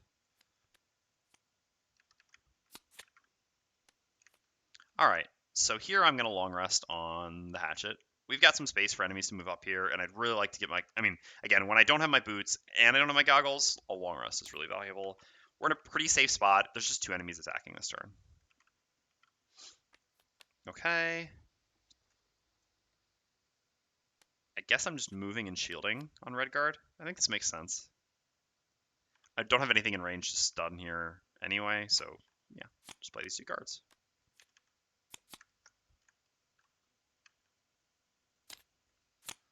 Man, these Living Spirits are loving this. To be clear, if Living Spirits just want to do this every round, I have absolutely no problem with that. So this has actually been really fortunate to me that they've just been all over that card.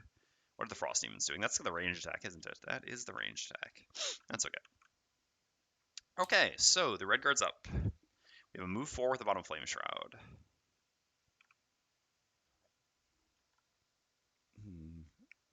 So what I really need to figure out is how this is going to work out. With -1 movement, it has 2 movement and 2 range.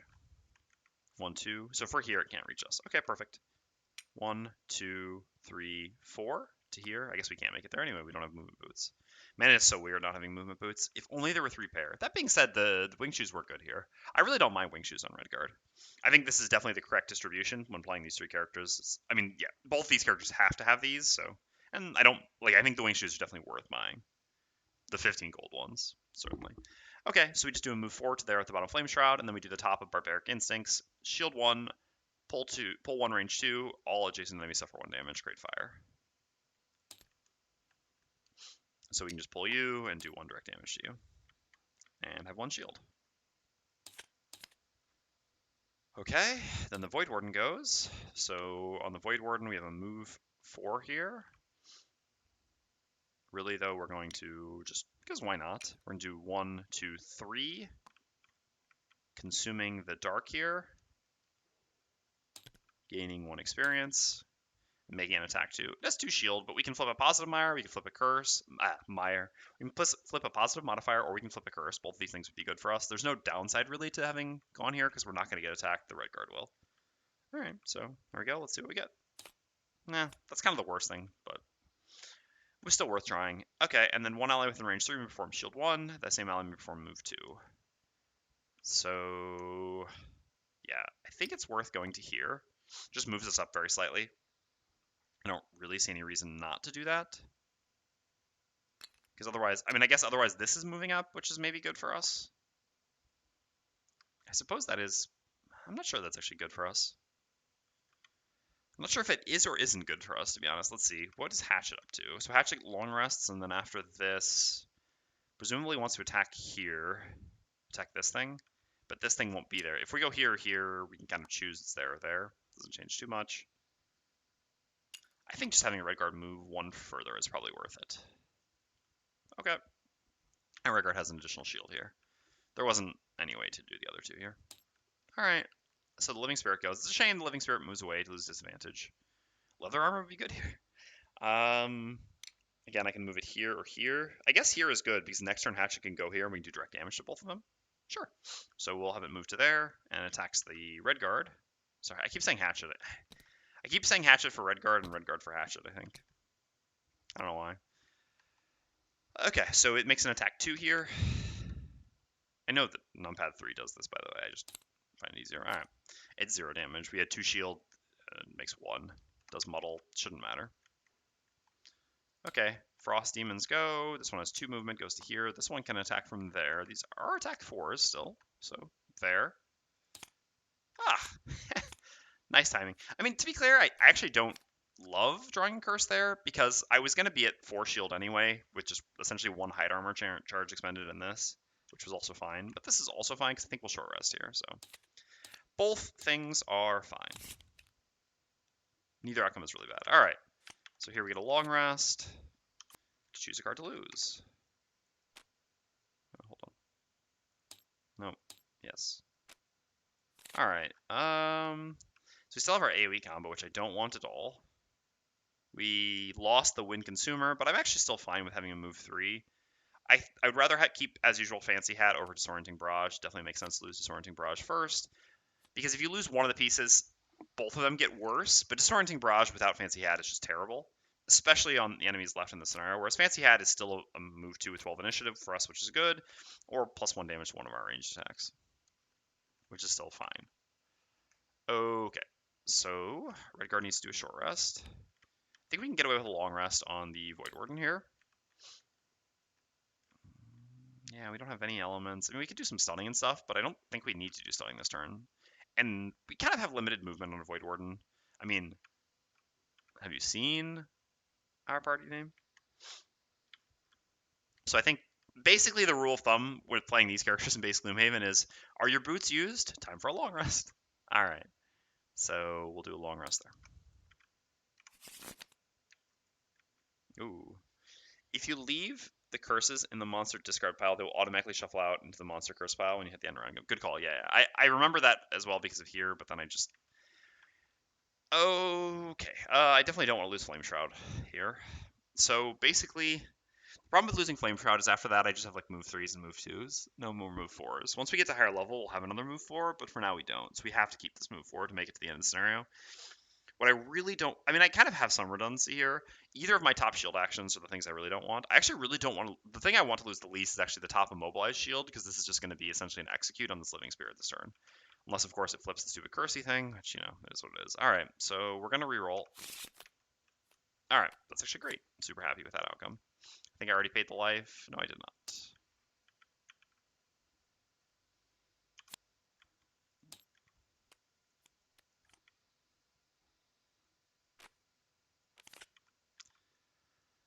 All right. Yeah, I think this one is better than this one. Even though this one does 1 direct damage, this will move away from us. And I really want it to hit us. So we're going to do this. The downside with this is initiative. But we have fire, so we can actually do this. Because flame... have they... Hold on. Our frost demons can go at 12. Maybe they haven't reshuffled since they went at 12. No, they've done 218, so they still have the 12. All right. It's so important that we get this turn right. Plus, this actually works out fine anyway, because we have the fire. This is a free shield. I know I said I need this movement to make it the next turn, but we're going to be fighting here for a little bit. I don't necessarily need the move at this rest cycle. I need it next rest cycle. So I think it's fine to use it here for initiative to make sure that our turn works out. And again, we're just going to go here. We're going to mobilize both of them, which is significant against this Living Spirit because it's going to attack into us, get retaliated, and die, unless it flips the stupid multi-curse thing, which would obviously be a catastrophe for us. All right, as for us on Hatchet, we need to move here and attack, presumably this one. We can even just do that with this for some free healing. And move with what? Something like this is fine. We don't need a ton of movement. I'd rather save this for when initiative matters more. It doesn't really matter for us this turn because we're not... Our goal isn't necessarily to kill anything before it goes. Even making an attack 5 or attack 6 here, we're unlikely to kill this. It's when it attacks and gets retaliated that it dies. So going early this round doesn't really matter, so we can just use our late initiative larger movement. And we can use care package, because an attack 5 or an attack 6 here doesn't change much. Like, theoretically, yes, then a +2 kills, but again, we're not really playing around killing. I guess it actually does change. No, it doesn't, because Hatchet's going to have 2 shield, but realistically it's going to have more than 2 shield, excuse me. Because if we use just like 1 charge of this, then that's 3 retaliate, so 5. And theoretically, even if it hits for +0, then we can do 2 of these, which is 4 retaliate, so even if we get a -1. Yeah, I think overall this makes sense to get the free healing on Hatchet here. I click long rest twice. Okay, so, well, the good news is that... Whew. Dodged a bullet here. This would have been bad if they had created ice before them. In the end, we got lucky, and not the multi-target curse, so this is okay. Do you have a VOD where you get rid of the TTS Gloomhaven mod card boxes so I can do what you do with the cards, laying them all out? I don't have a VOD, but I can show you quickly how to do it. Hold on. So what we need to do, I can click this to dismiss this. All right, so pretty easy. Click on zone here and click on hands. Normally it's going to look something like this. You're going to have like these boxes here. They're going to be different colors for different players. Well, they're the same size normally, but here it's not so important. And you'll see these will be like red, and these will be white, and these will be blue, and these will be green. And all you have to do is just click on them. And you click on them and it removes them. And then you click and drag a box wherever you want to create your like draw hand, as I call it, which you just kind of want to be near your play area, but not directly on top of it, because you don't want all the cards going there I mean, you don't want to like drag your hand, put your hand here and have them actually go into instead of being laid out, go into the hand. So you click and drag that there, and then all you have to do is you right click on this new box you created and make sure you set it to whatever color player you are. So in this case, for example, I'm playing white. So I switch it to white, and that means, and you can see it'll show your name there, and that's how you get your hand there. So now anytime that I group up my cards, and then I press the number to draw, they'll always go down there, and then from there I can just drag them out. And again, I can remember, so here white is player 2, so I just have to remember to click, since I'm playing the solo battle interface, it gives me all the characters, I just have to click sort hand on that player, and that'll put them all in initiative order, which is something I need to get in the habit of doing. Does that answer the question? If you have any further questions, please don't hesitate to ask. Or any follow-ups on that. Okay, so, yeah, I mean, they're attacking. No problem. We're going to do a move 4 here. Super exciting move 4. Whoop. Yeah, because we're not pulling, so we have to stay next to him. All right, so we're going to move to there. We're going to consume the fire. We're going to gain 1 experience and gain shield 1. And then we're going to use the top of Warrior of the Sun to do shield 1, immobilize target all adjacent enemies, and create light. So you and you are immobilized. And we've got 2 shield here. All right, and then Hatchet's up. So we're going to do a move 3 that creates wind. No reason not to create wind against these enemies. 1, 2, 3. I guess, is it safer to be here? No, it changes too much. I mean, this will attack here anyway. No, I'm being next to the Voidwarden's not bad. Sure, we'll go to there. And then we'll do an attack 2, range 3, heal. Target 1 ally adjacent to the target attack. So the question is, do we use the favorite here? Yeah, probably, because then the retaliate plus this attack should kill. It's then sort of difficult for us to get the favorite back, but I think it's fine. If we have to take 1 turn just doing an attack 3, obviously that'll be okay with only 1 enemy left in the room. Trying ways to save time while playing solo. Yeah, it's a good one. I mean, obviously, if you can get used to using the camera saves in different locations, that'll probably speed it up as well. Like saving your camera with Control F1. Oh no, not Control F1. Control 1 and then Control 2 or whatever. And then it's Shift 1 to go there, Shift 2 to go here. It's just too. I played too many games, like other strategy games and stuff like that, where you just move the camera around with WASD and zooming in and out. That it's just, my brain is just not programmed to use these. Like control groups for me control units, not cameras. I mean, I know, for example, in StarCraft and stuff like that, you do use the F keys, like F1, F2, F3 to set preset cameras. I've never been good at that. So yeah, but that is something that I think you could certainly do for this. It would probably save you some time. Yeah, WASD is second hand to me too. Yep, exactly. So it's just, yeah. I've tried and I've tried and I've tried. It's just not possible. WASD just to move the camera just feels so natural, and it's too hard for me to get away from it. Theoretically, if I spent maybe like a month playing without doing WASD, but it would just be a really brutal month for viewers. So, all right. Attack 2, we're going to throw the favorites. This is going to be attack 5, targeting this Frost Demon here. The damage from this attack isn't so very important that we should use the goggles here, I think. The goggles basically you want to do either when you're doing multi-target attacks or when you're doing an attack that you really need to do a specific amount. Here, it's nice if this does 5. If this does 4, it's kind of also okay, since they're attacking at +0. If it misses, it's unfortunate, but you can never predict the miss. So, well, at least, I get theoretically you can sort of predict the miss, but not with a 19-card deck. All right, yeah. And obviously I would rather deal 1 more damage there, but I think we should be okay. And the favorite is stuck in that Frost Demon. It's found an icy home.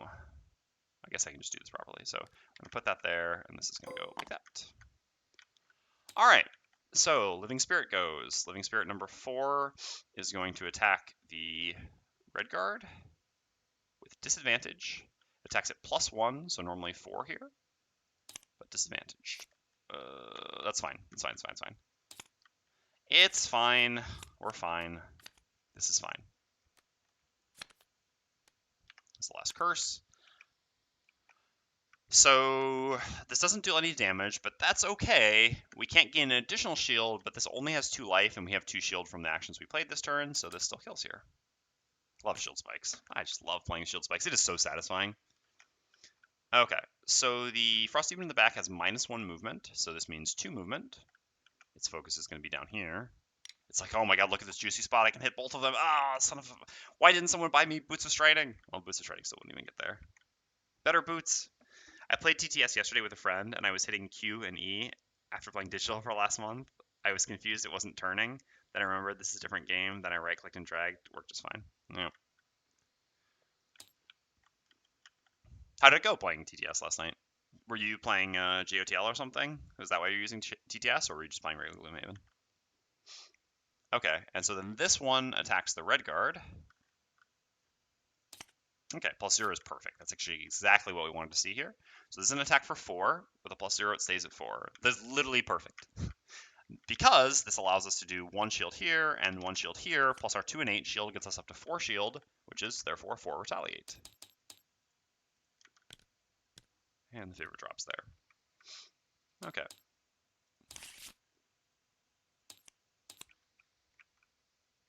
So here we get our long rest. This heals off of our poison.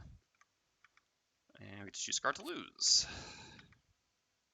Alright, well at this point it looks like it's time to get rid of the healing cards, right? Because there's one enemy left in this room, and no one's really missing any health. So, again, we want to keep healing cards for when we're moving from room to room after fights and stuff like that to heal up. Healing is very valuable in these circumstances. But here we're basically at the end of fighting in the second to last room, and we haven't really taken any damage. Yeah, we could certainly take a little damage next turn, but we're not going to take that much, and it should be fine.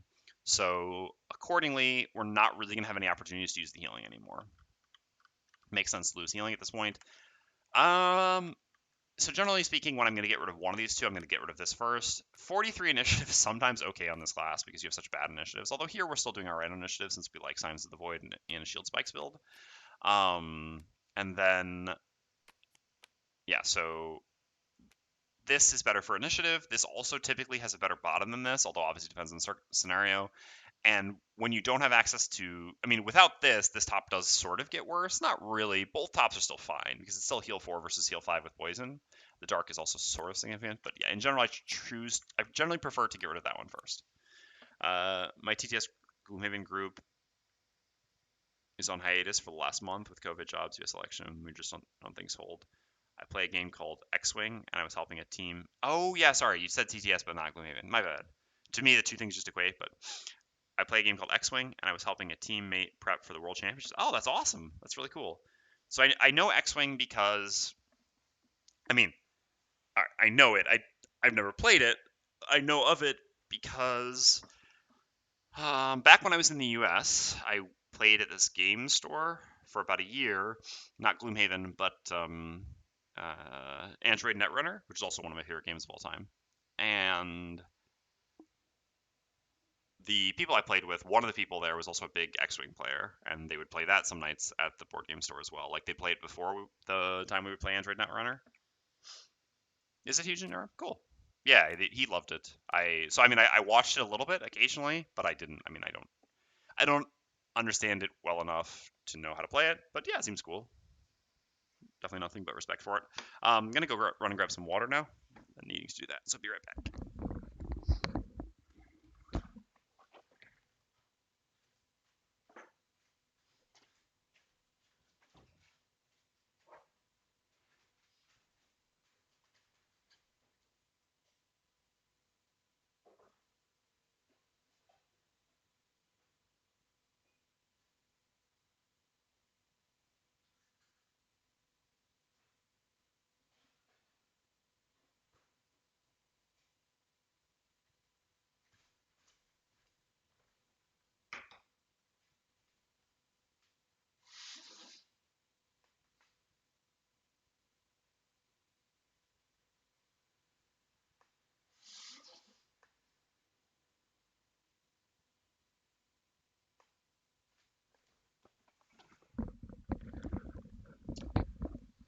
All right, sorry about that. World Championships was something like 1,400 players last year, and you had to be invited. Cool.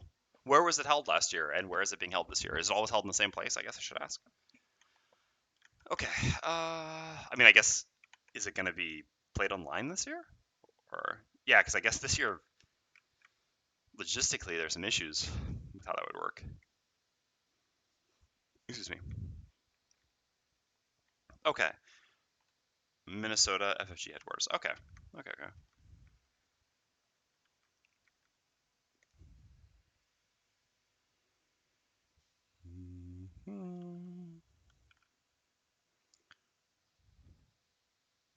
All official play has been suspended. Yeah.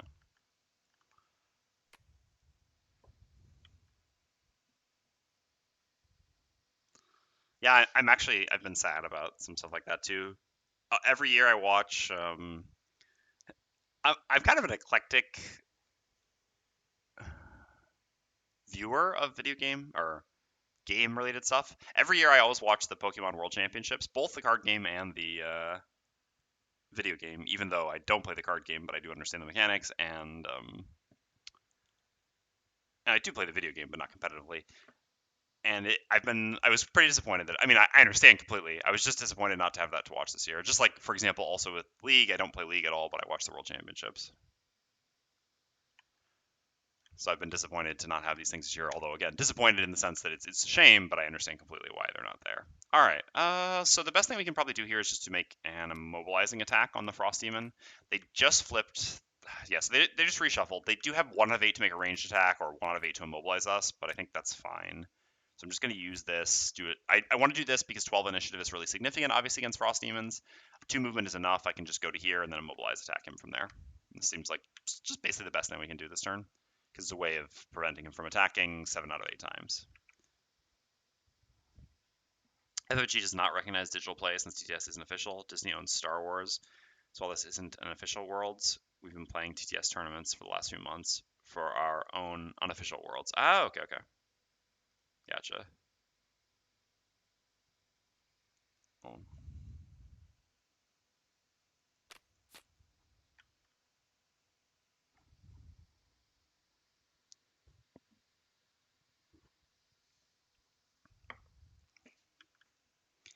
Yeah, I wish companies would be a little bit more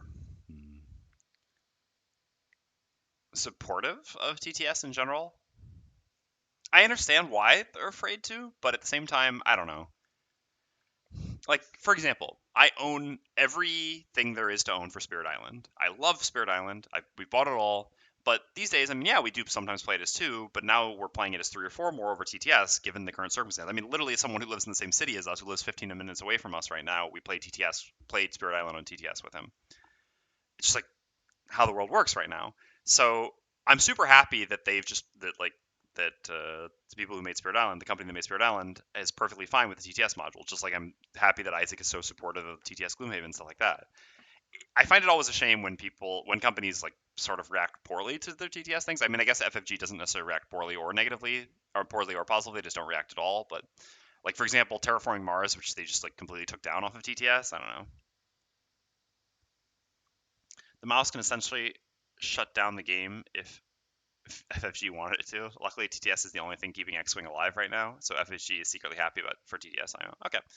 TTS gets me to buy a ton of games I've never bothered with since I was able to free trial through TTS. Yeah, I think not like I think the company's fear with TTS is sort of like the false dichotomy of like pirated copies of things equals lost sales, which first of all is already proven to be false in general, and here it's like different as well. I don't know. I think TTS is great for board games in general, especially right now. And I think TTS at the very least contributes probably an equal number of sales to games that it would take away.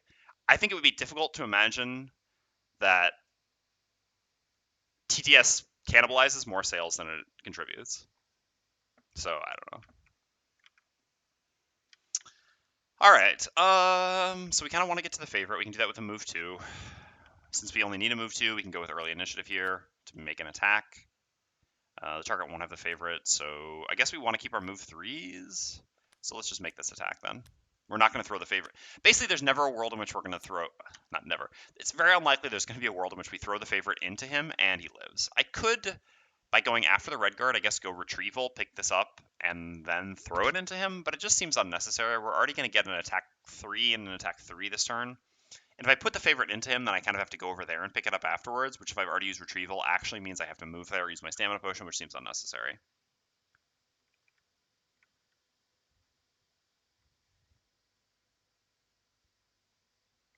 Yeah, I mean, to be clear, Isaac has been incredibly supportive of TTS, which is great. I mean, Isaac is just great in general, so it's difficult to say. I mean, it's impossible essentially to say anything about Isaac. I mean, other than the fact that he would actually allow such a travesty to occur, where clearly lurkers didn't get the support they deserved in the contest because he's obviously skewed towards unfettered. But I mean, that aside, um, sorry, yeah, like Isaac has been super supportive of TTS and has provided a ton of stuff for people to play on TTS and made it very easy for creators. All right, my Gloomhaven group is all across the country, yet I bought the Frosthaven because I love the game. Yeah. Messy shade. All right. So yeah, no favorite, just attack. What do we do here? So we no longer have our poison removing thing. So if we're poisoning someone, we basically just want to poison ourselves. Might as well do a move. No, I guess the red guard's going to be here, and Hatchet's going to be here. So realistically, like a move 2 this turn sort of makes sense. I wouldn't mind if I just had some sort of range attack. I could just move up and finish it with a freeze the soul attack. I really actually do wish I just had a range attack here right now. Like I wish I had my level 4 card. That would be perfect. Because strengthening one of them, I mean, I could strengthen before they attack. I guess since it's going to be immobilized and its range attack is much later than this is actually fine. We're also outside of its immobilized range. So yeah, I guess that works. So what we do then is we just move here. Because Hatchet needs to go here. So we're going to strengthen and bless the Hatchet. We're going to poison ourselves. We're going to move to here. So our movement can be with sort of any card. I guess it can be with this. I don't see us needing healing anytime soon anyway. And gifting Redguard an additional free 2 movement towards the next room seems fine. When TTS is unplayable, it has... No, it's not Witten like that. It's Wittin. No, it's Wittin. Wittin. Because it has the H after the I, right? Is how it worked? No, it's Wit. No, Wittin. It's Wihtin. Yeah, Wittin. To me, that's just... it's actually excellent that it's written like that. Yeah, it was Wittin. Exactly. This is just like, I imagine the Stewie whip from Family Guy.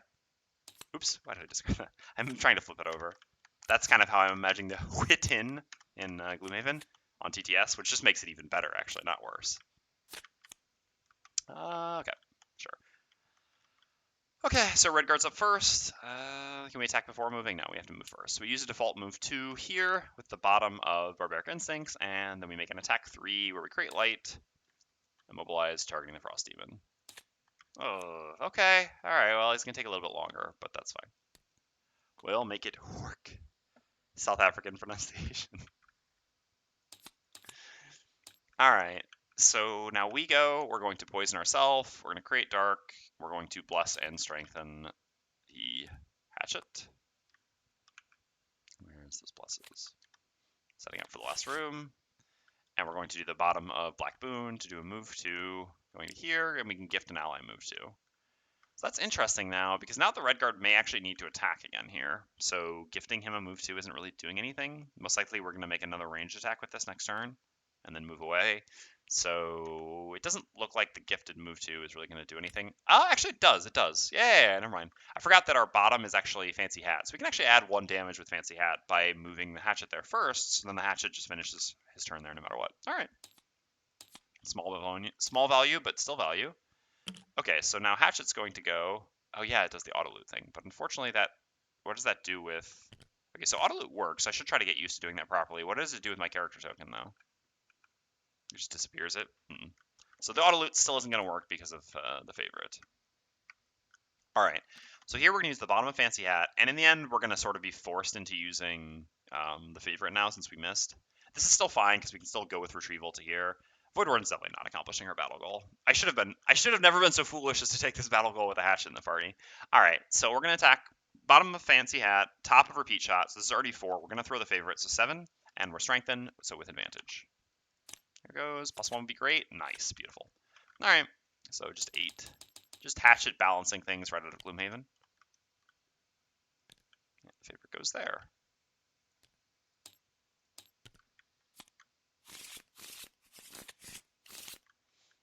Okay, so now we're going to get something with retrieval. We're going to save and move 3. It's not like we can create win for this new move 4, so there we go. And we're probably going to save on a potion just to get an additional card and to run towards the next room. As for us, in this case, we can just use a move 3 and heal 1 to gain 1 experience, since we are technically missing health. And we're going to long rest, but whatever, this is just a free way of generating 1 experience. And I love experience on the red guard because red guard levels are amazing.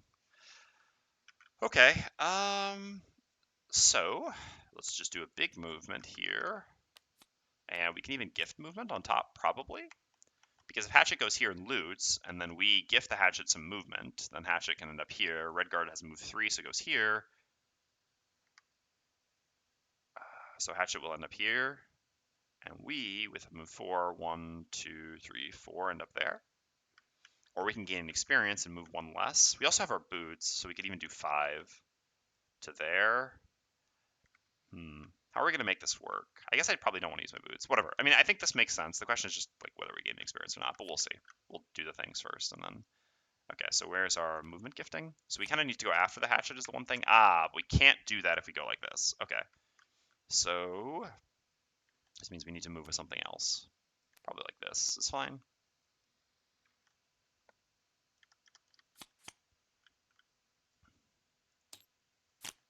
Okay, so red guard goes first. We're going to move 3. This creates light. This doesn't matter. We're going to gain 1 experience by healing for 1. 1, 2, 3 next to the door. All right. So then the Hatchet goes. We do a move 1, loot 1 to here. Oh, it just didn't pick up the favorite last time. It just disappeared it. Or kept it under us. Gotcha. Okay. So move 1, loot 1 gets us the favorite back. Do nothing on top. So do I need a stamina potion here? Guess not. Gifted one, yeah, gifted the movement from Voidwarden. We can just go to here with our boots. So no, I won't stamina potion here actually, and I'll save it for the last room.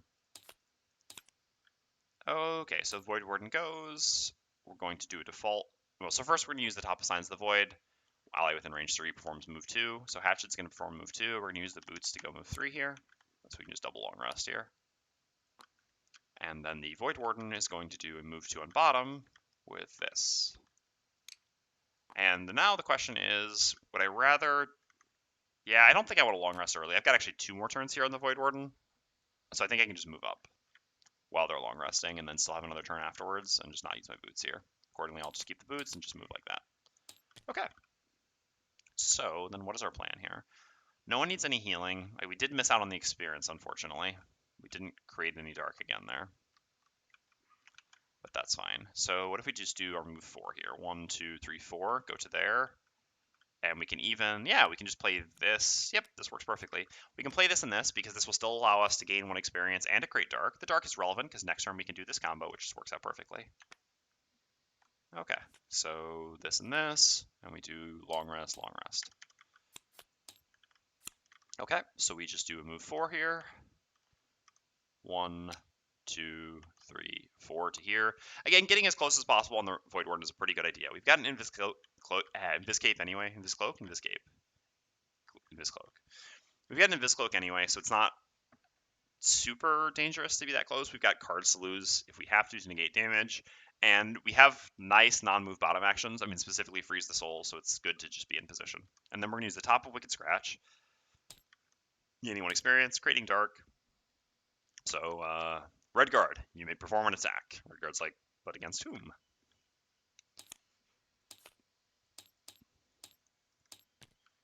Okay.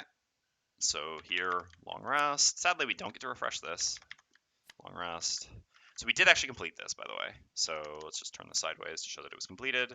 This is certainly not getting completed, and this, no one's exhausted yet. This has been easy enough, all things considered, that we're almost certainly going up to +3 for the next scenario. All right. So we both have to choose cards to lose on long rest here.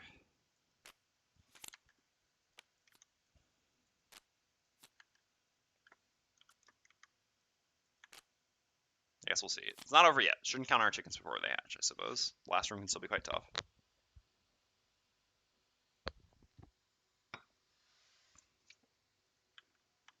I mean, anyway, we're doing these 2 cards. Probably better to go later rather than earlier, but we'll see, depending on what our allies do. Okay, so what do we not want anymore? I guess we lost the other thing where we care about light, so it's just time to get rid of this. I mean, this does still care about it because this can create it or this can create it, and then this can give us top shield. But there's a limit to how many top shield actions we can have.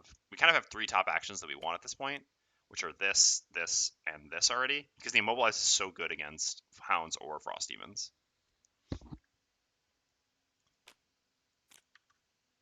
And we have bad initiative now. We got the Shield Spikes will just has such great initiatives. So here, it's sort of Fancy Hat or Power Pitch that we get rid of at this point, since Fancy Hat's lost its combo piece, but it is still just a 12 initiative move too. We shouldn't need a ton of movement anymore, and I don't really care that much about this as a loss attack, so I think I'd actually rather just get rid of that and keep Fancy Hat just to have one good initiative here, which can be helpful. Okay, so time to bust in this room. Redguard can be the one to bust in. It's a shame we don't have fire here, because I'd love to bust in with this, but I guess we'll just bust in with this, and accordingly create fire with this. Yeah, just do this combo and then into this combo. Yep, that works. Okay. So 12 initiative bust in. Accordingly, we kind of want Hatchet to move up before Voidwarden. That's fine. So what are we going to attack with? Probably this? Is that? We're 23. Yeah, I mean, I think this still makes sense. Going with this. Probably just this. We may end up healing. This is sort of just a move that I don't care about, because then after that, I probably want to attack with follow. I guess I don't need. I'm unlikely to need both repeat shot and follow through afterwards. So maybe more realistically, I should just get rid of follow through here. I mean, repeat shot, I guess, all right, what I mean is, it's unlikely that I'm going to want both repeat shot and follow through to attack a target that I favorite in the first place. But repeat shot is also just good as an additional attack 3 range 3. But I suppose getting 1 less damage on the attack 3 range 3, getting the attack 2 range 3 on care package, and being able to heal the Redguard for 2 is also just kind of comparable. So this is probably fine to just do like this, I think. So we're most likely going to be doing something like these 2 next turn, followed by these 2 the following turn, which seems to make a lot of sense here. Especially since Redguard's going for tankiness, obviously having more health on Redguard is quite useful. Yeah, and we do unfortunately have to go late on Voidwarden here. I really just need to go after the Hatchet moves up, but unfortunately Hatchet moves at 24. We actually can't beat 23 with Hatchet, so it's just got to be like this. Okay, Redguard. So we're going to do a move 3, all attacks targeting us gain disadvantage. Here's the last room. All right, well, yeah, maybe we shouldn't have counted our chickens before they hatch, because this is a doozy of a room. This last room is hard. And okay, so pretty much standard stuff all around except for the AoE attack there. They have -1 movement. Everything else just has standard. Completely standard. Okay, so we have 2 additional movement if we want them. I would love to get next to Living Spirits. It's actually impossible here, though, unfortunately. Oh, no, I have a pull. The top thing is the pull direct damage one. Okay. So basically, we should always either go to here or to here, I think. It's kind of a given. Yeah. It's a shame we can't get more Living Spirits near us, but that's fine. Getting executes on these Living Spirits is pretty valuable. I guess I do want the Living Spirit that goes a bit earlier to be the one, right? Because later I might not have the ability to add additional shield, and I only have 1 innate shield here, actually, from this. So I'll need the additional shield from my items to be the additional retaliate. I mean, I guess I can always do it with the buckler. Anywho, so it probably makes more sense to pull him here than to pull him here, because here, theoretically, the Voidwarden could pick up this coin. So pull him there, and these both take 1 damage. We create fire, and we have 1 shield. And all the attacks targeting us gain disadvantage. Alright, so Hatchet's up next.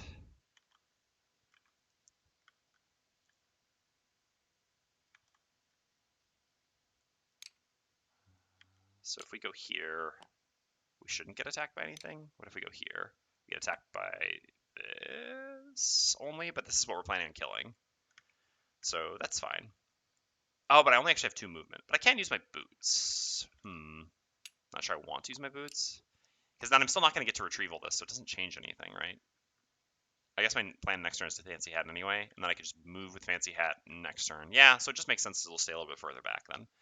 But then I don't reach this. And I'd like to actually attack and kill this here, because I have pretty good odds on that. At the same time, I sort of wanted to put the favorite into something, like this, and then be able to hit it next turn. So maybe we do just go here. Getting hit by one of these is actually perfectly fine. I could go invis, but that's really not worth it yet. We have that option later. Okay, so let's just move. Hold up. So I have to use my boots to get to here then. So then, in that case, I'm throwing the favorite into here, and then I'm going to do a repeat shot on it next turn. So this gives me attack 6, attack 5 on this. Are we getting attacked by this, though, actually, in the end? We probably are, right? Because this hound goes here. Yeah, so if we go here, we actually are getting attacked by that. I don't love that. All right, so unless we go invis. It doesn't seem necessary to go invis since we want to go early next round anyway. It would just stop that. I mean, basically the question is it worth using our invis cloak and our boots just to go here and be able to attack this? I'm not sure it really is. I think just going here and hitting a hound then is probably fine. It's so wasteful to try to do like attack 6, attacks 5 into something with 8 health. I mean, it could just attack this, but this one's likely to die from retaliate. This is tough. There's a lot of interesting decisions here.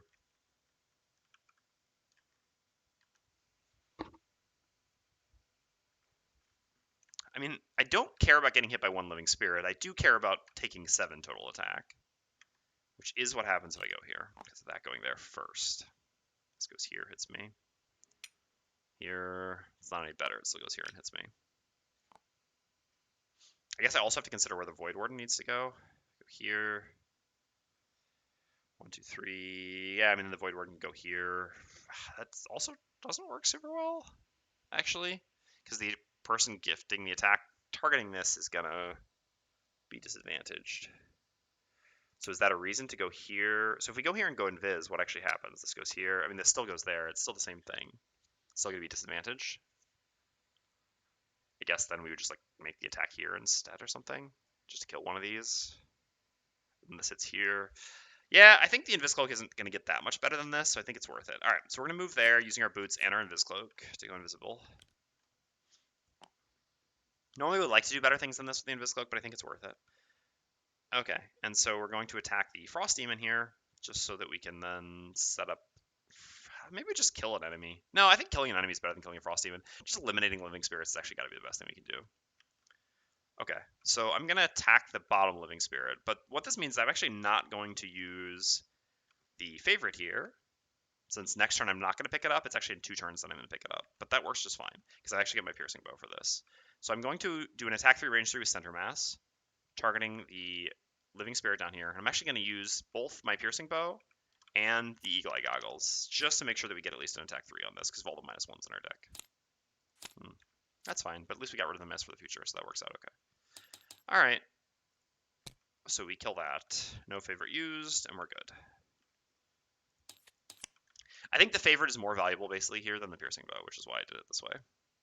Okay, so the hounds go. I mean, this one goes here. They both attack the red guard. Their attacks are for 2 each. So they're also disadvantaged. Okay, so 2, that's fine. And that one is actually 3 because disadvantage works funnily with the Iron Helm. Okay, so the first one, we have to use this. We don't have a choice. So we take 0 damage, and we do 2 retaliate. The second one, I'm not going to use this because I want to save this for Living Spirit, because I need the 1 extra damage. So the second one, I'm going to take 2 damage. So I take 0 here, and then 2 from the second. This one takes 2 retaliate, this one takes 1 retaliate. Okay. Then we're done, so then the Living Spirits go. So number 1 attacks us first. It can't move away to lose disadvantage, so it just attacks from there. That was the bad thing.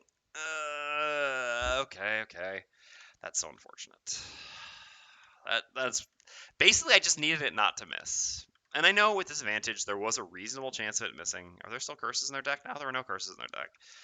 It's so funny that you just want something not to miss, but legitimately, yeah, the Gripeaway emote here is actually very appropriate because this miss is quite bad, even though it's an enemy miss. Again, to be clear, the reason this miss sucks is because I really just needed to be able to use the heater shield to prevent 1 damage from the attack to do 1 retaliate. Like, even this dealing damage to me is fine because I would just get to kill it. Now it has 1 life left, and I don't have... I guess I have my direct damage there. Yeah, I mean, I guess this is fine. We're just going to be forced into doing our turns slightly differently. We created the fire to do this and this, but now we're going to have to do this and this instead, which is sort of just going to give us a worse following up turn because then we're not going to have fire for this. I mean, we'll survive. It's just a little bit annoying. In a humorous way, like not in a really bad way. It's like funny that them missing sucked for us. Okay, so now the oh sorry no actually there's still the rest of the living spirits to attack us. I'm not gonna use my shield for this because I'd rather get retaliates from it. So they're both just attacking the red guard as well. These are all attack 3s. We have 1 shield, all disadvantaged. So that's 2 damage. We'll take it. That's 1 damage. We'll take it. So we take 3 total damage here. And that's why the attack 2 that heals the red guard for 2 is going to be quite useful, I think. Okay, so now this moves to here with its 3 movement, and attacks the red guard. Love to see him miss on this. No, -1 on attack 4, so 3. So here I'm just going to go ahead and use this. So we'll have 2 shield, so we take 1 damage from this, and it takes 2 retaliate. Haha, beating you at your own game. Okay, so then the Voidwarden's going to go. So we're going to use the bottom of suggestion as a, I guess they did create ice. Is it better to use the top of suggestion now? Yeah. Yeah, that's actually gotta be, right? That's really good now. Yep, okay. I mean, yeah, we'd get to kill one of these living spirits, and I would like to do that, but we can do that next turn. This turn, with the ice up, this is actually just very valuable. And healing on the red guard is actually quite useful here. Okay, so what I'm going to do is force one. I'm going to use the top of suggestion. I'm going to gain 2 experience.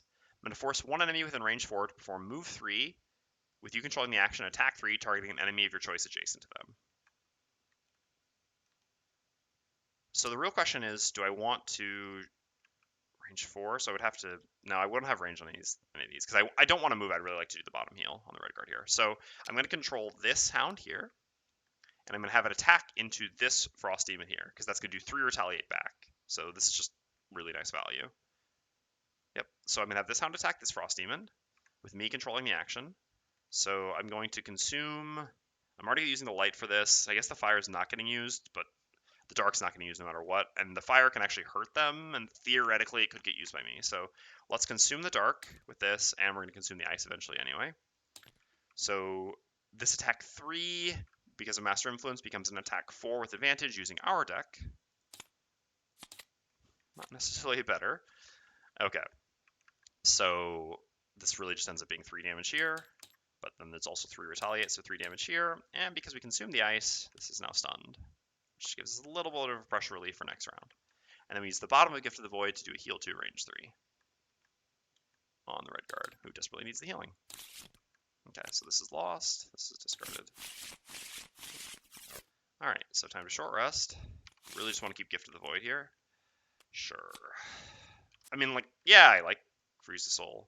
Obviously, I would be happy to have that here, but Gift of the Void is the most important thing, I think. Oops, keep doing the wrong way. There we go. Alright. So our plan here, like I said, had to change because we need this 1 direct damage really badly. We want to go before the living spirits can move away and do one direct. Again, there's not a lot that can happen here. That's really that. I mean, there is things that can happen, but there's nothing really that we could do differently or that we would gain by going earlier and just playing this top. This top is still worth something because it gives 1 shield, which is not nothing in this room, with a lot of enemies still around. Okay, so as for us, I guess since we're invis, do we want to go late or early? I want to play this because I need this bottom next turn, and I think I want to do this. Since I most likely want to attack this living spirit here, for example, with the favorite to turn this into an attack 6, so even a -1 kills. Yeah, since I'm not going to attack something next to the red guard this turn. I think it's fine to go early here. Yeah, because we can. If these things are going to attack us, we can just move away. Since we have a default move with this anyway, we can always just like move to here, for example. And killing the living spirit before it goes is still, like, us being invisible just redirects the damage. It doesn't stop the damage. And the red guard's still going to get hit for like 2 damage, which us killing it before it goes mitigates or prevents. Okay, so what are we up to on the Voidwarden? So what I'd really like to do is to kill the other living spirit in the back there, which I would need. So I have the fire, so I just need to Gift of the Void. I guess this is an argument for going later, because I really need the Voidwarden in order to do this. I need to move next to the Voidwarden and do Gift of the Void attack. All right, so I guess, I mean, ultimately 31 is still before most things living spirits do. I'm so sure that they're going at 22 next round, but I guess we're killing one this way anyway, so, sort of so be it. Otherwise, if he moves away at 12, we could still theoretically do it by like doing the bottom give and take or something. So we have our boots. So then we would do like what? 1, 2, 3, 4, 5 to here. If he goes to here, but he doesn't want to go there. He really wants to go there. But that would also work. 1, 2, 3, 4, 5 to here. This would give 3 curses, puts us here, poison this. Then we have to use our boots next turn to loot. But yeah, that actually works. We can go invis as well. All right, sure. So we can have it all. He can have it all. This creating ice on bottom is actually not something I love, to be clear. But they've already done their stun thing, so there's just the frost even. All right, this works. Let's do it. Yeah, that's why I don't love creating ice. Okay, the 22. I knew it! Well, at least we're going to kill them before they go, so that's worth it. Creating ice is less worth it. We'll see if maybe we can audible. Oh, the hound's first, the immobilize? Alright, alright. I mean, that's not a big deal. So this hound loses its stun, this one attacks the red guard. I believe they attack at -1 when they do this. I'm not mistaken. No, they don't. I should get used to using this. Also, it's being a little bit laggy. I wonder if I have something in the background running that I shouldn't. Let's close Discord. No, Discord's not even open. Are we dropping frames or anything? No, we're not. We're only using 20% of our CPU, so I guess it's fine. I don't know why. It feels a little sluggish today. I'm not sure. I guess that's just my perspective. Okay. So -1 on that attack was drawn. We have no innate shield, so this would normally be a 2, therefore we take 1, and we get immobilized. It's a little bit annoying that we don't get the shield up first, but whatever. Not the end of the world. Okay, so Hatchet goes at 12. So before we do anything else, we're going to attack this one here. Number 2, using the top of Repeat Shot as an attack 3, range 3. We're going to throw the favorite, which we have yet to use. So this is going to be attack 6. No way to gain advantage on this, but this will just have to do. So attack 6 here. No, that's fine. Kills that. And then actually we can just, oh no, so we don't have our boots anymore. Yeah, we did use them. So fancy hat, moving to where? So I really don't want to create ice for this, to be clear.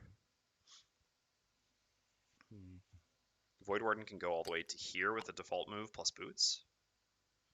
1, 2, 3, right? Yeah, we have our boots. Yeah, so that's fine. All right, so we'll just move there with fancy hat, which allows us to pick this up at our leisure next turn with a retrieval before attacking. Yep. All right. So then the red guard goes. Red guard's going to use the top of Warrior of the Sun, do shield, immobilize target all adjacent enemies, creating a lot of light here. And then we do the bottom, all adjacent enemies suffer 1 damage, loot 1. So we're actually going to get a coin here, because this dies. These all take 1. And this coin comes to us. And they're all immobilized. Not that that matters much. I guess it does for this, because it actually was going to move away to make a range attack. So yeah, the immobilize actually did do something here.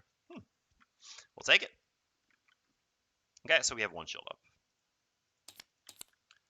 Alright, and then the Voidwarden goes. We're just going to do the bottom of give and take as a default move 2 in the end.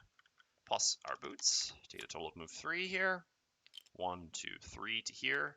I don't care about going invisible here. If the hound attacks me, it's really not a big deal next turn. And then I'm going to do the top of Gift of the Void. I'm going to create Dark, do poison range 3. Poisoning this. I'm going to make Hatchet suffer 2 damage to make an attack there. With Master Influence, I'm going to consume the fire, which is going to go away anyway. I'd rather keep the dark and light up. Okay, so again, as usual, this makes this an attack 5 with advantage. Made by the Hatchet here. Okay. so that doesn't kill. Wow. That's rough. It's really rough. That's really quite rough. Damn. Frustrating. Definitely frustrating. That can happen. We've gotten pretty good flips this far, so be it. I don't think there's any need to stay on a potion here. We've got, yeah, gifted attack next turn with good initiative. All right. Voidwarden's done. Living Spirit goes. Living Spirit's actually going to attack the Hatchet here because of initiative ordering. Okay. This one really turned things around on us, huh? 3 damage there and Muddle. Frost Demon goes, attacks the red guard with disadvantage because it can't move away while making a ranged attack. Oh my. Oh my. So this was attacking for, it didn't have ice, so it was attacking for 4. It gets the +2, unfortunately, because of stupid disadvantage rules with the helmet. So anyway, I mean, I explained this in the last video, but I'll explain it once again, just for anyone who's watching this for the first time. I mean, I assume in the videos no one is, but maybe on the stream someone could be. So this is a 0 because we have the iron helmet. This is a +2. So this is 6 damage, this is 4 damage. So this is obviously better for us than this, and it's disadvantage. So, I mean, this is worse for him than this, and it's disadvantage, so it should be the worst one. Unfortunately, it's actually not. This is considered worse than this by the game because this actually adds 4 damage and this adds 2 damage. It's not actually even ambiguous. It's actually just straight up, this is because of the numerical value, this is a +4 and this is a +2. So this is considered worse than this because the game, when considering advantage and disadvantage, unfortunately doesn't look at the Iron Helmet. Which, I mean, whatever, Iron Helmet's very good, so be it. Alright, so this does end up being an attack 6. We have 7 life, so we just gotta pitch a card to this one, unfortunately. If we're a 4, I wouldn't have to pitch a card, so it's not an insignificant difference. We don't have fire here, so let's just pitch this one. We don't really need that much movement anymore. I guess that is what allows... No, but even a move 3 allows us to get to there with a jump. And we still have, I think, 2 move 3s left. No, just the 1. But that's fine. Just can't lose that card. This is obviously more valuable, I think. Okay. So we do still have 1 shield, so this does still take 1 damage. Man, a +2 on a disadvantage attack. You hate to see it. And that's the end of the round. Well, our turn was always very obvious here.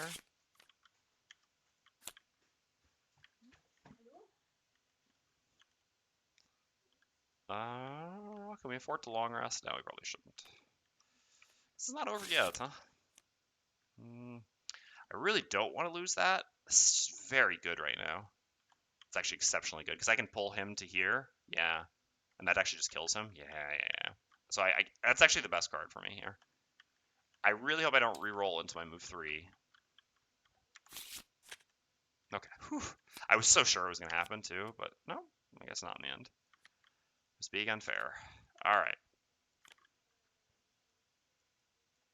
So let's just not mess around. Let's just do... No, I guess we can move and grab it next turn.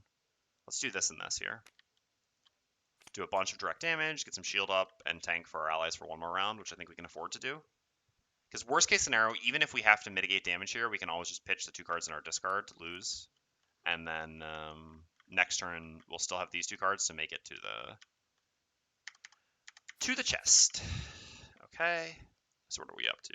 I think it's just gifting attack. We have dark, so we could just do like this and this, I think. I'm not sure exactly what we're going to end up hitting, but making multiple attacks seems pretty good here. Even with things having retaliate. They're obsessed with this card, to be clear. Again, not complaining, but they're obsessed with it. Hound's doing standard stuff, which is kind of painful. And this doing pierce, which is also painful. Alright, well, this looks like a painful turn for us. Let's hope to mitigate some of it before they go. No, we actually don't get to mitigate a lot of it.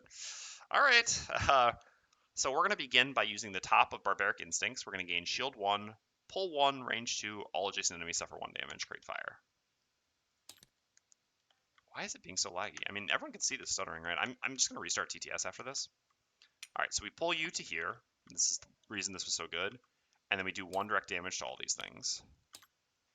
And then we're once again going to do 1 direct damage to all of them. I do love Redguard's Shield Spikes build. Yeah, it's really laggy. Let's just... Hold on. We have too much stuff open. I kind of need all this open, though.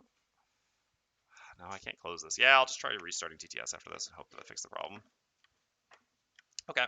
Also, we did actually got to loot one after, so after killing this, so we do grab this coin as well and loot. Yep, exactly. Good call, Game Street. And that's it. Okay, so the hounds go. So we have one shield here, and that's it. So 4 attacks us first. These are attack 4s, unfortunately. This is going to be rather painful. Okay. So we have 1 shield for this. So this would be 3 damage. Yeah, I mean, I think we just have to hope for a -1 here, and then pitch when the Frost Demon hits us. I guess we're also going to get healed in between that. I don't know. We'll see. We'll see. All right, the next one. Well, no -1s. So this one also hits for 3 because we have 1 shield. So this dies actually to the retaliate. Oops. And we do have to pitch the 2 cards in our discard. Oh, except it's actually not 2 cards in our discard because this is actually active right now, realistically. So I actually have to pitch the card in my hand. So it's going to be this because I need to keep the move through. I can just short rest and then get to the card next turn. Yeah, because it's actually like this. I don't have 2 cards to pitch in my discard. Okay, okay. Ow. Definite ow. Oh, sorry, this should have taken 1 damage as well. Okay, well, there's no more living spirits. Voidwarden goes. So...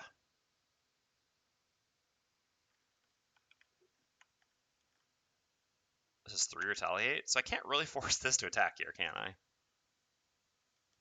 But this being disadvantaged sort of sucks. Also, this just kills the other thing. But the 3 retaliate is literally... I guess this doesn't work out so well in the end. Not so well, indeed.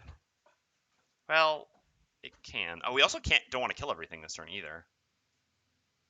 How do I actually stop the red guard from dying? If I have to pitch another card on the red guard, we do. So I guess this attack is at -1, right? So attacks for 3. If we heal the red guard for 2, typically that should be good enough. Man, I wish I just had any form of CC here, or literally any ability to do anything to stop this, but I don't. I straight up do not. And I need to make sure that I leave the Hatchet the ability to attack here. I guess we can just not use the favorite, so it never kills. Alright, so let us...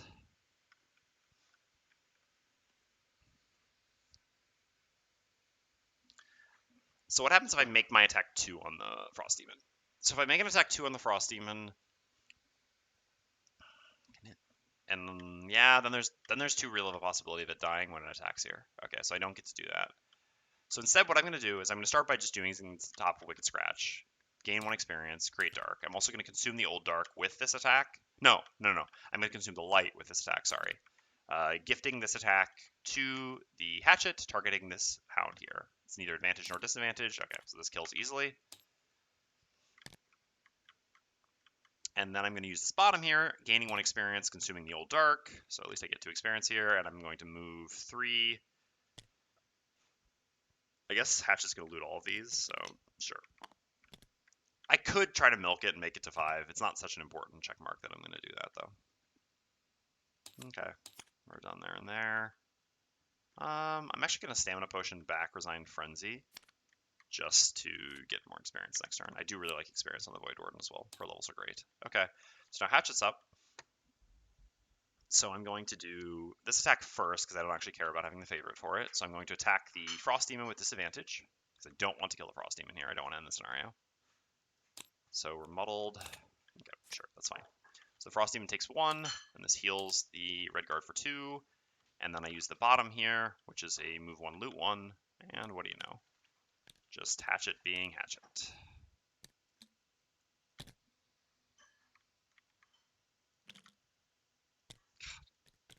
It's sort of obscene.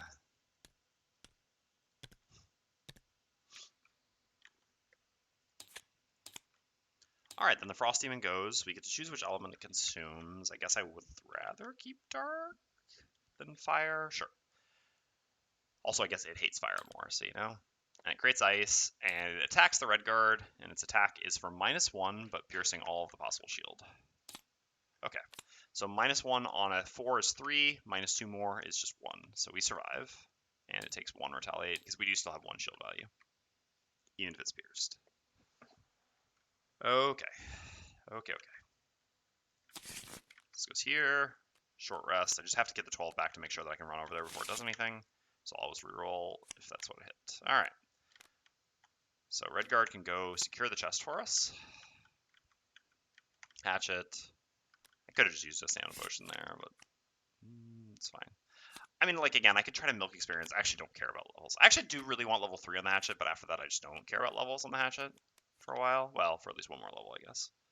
Okay. So this gives me experience, and I guess I can technically get experience by short resting. I guess then I didn't need to use the stamina potion. Sure. Short rest. See ya. Again, we're in cleanup mode. We have a fair amount of extra longevity here, so we can kind of just... This is what we call garbage time. So this plus this gives us 3 total experience. We just want to make sure we go before Hatchet when we do this. Hatchet. Oh yeah, we lost that card on a short rest. Yeah. So this is experience, and this is experience on bottom, but I actually don't care so much about experience. So let's just play something like this and this. Does this let us move to make it to the coin? I mean, I guess anyone's making it to the coin anyway. All right, sure. These cards work. This plays. Let's go. Let's put an end to this, shall we? All right. So red guard's up first. We're going to do 1 damage to everything adjacent to us, because why not? Give him 1 last reminder of us before we leave. Pull limits does nothing. Great fire. Well, why not? And we do a move 3. We're going to use our boots to jump. So fair warning, we're about to spoil chest number 26. Chest number 26 is getting spoiled. Last chance, chest number 26. Here we go. 20 gold. Okay. Cool. All right.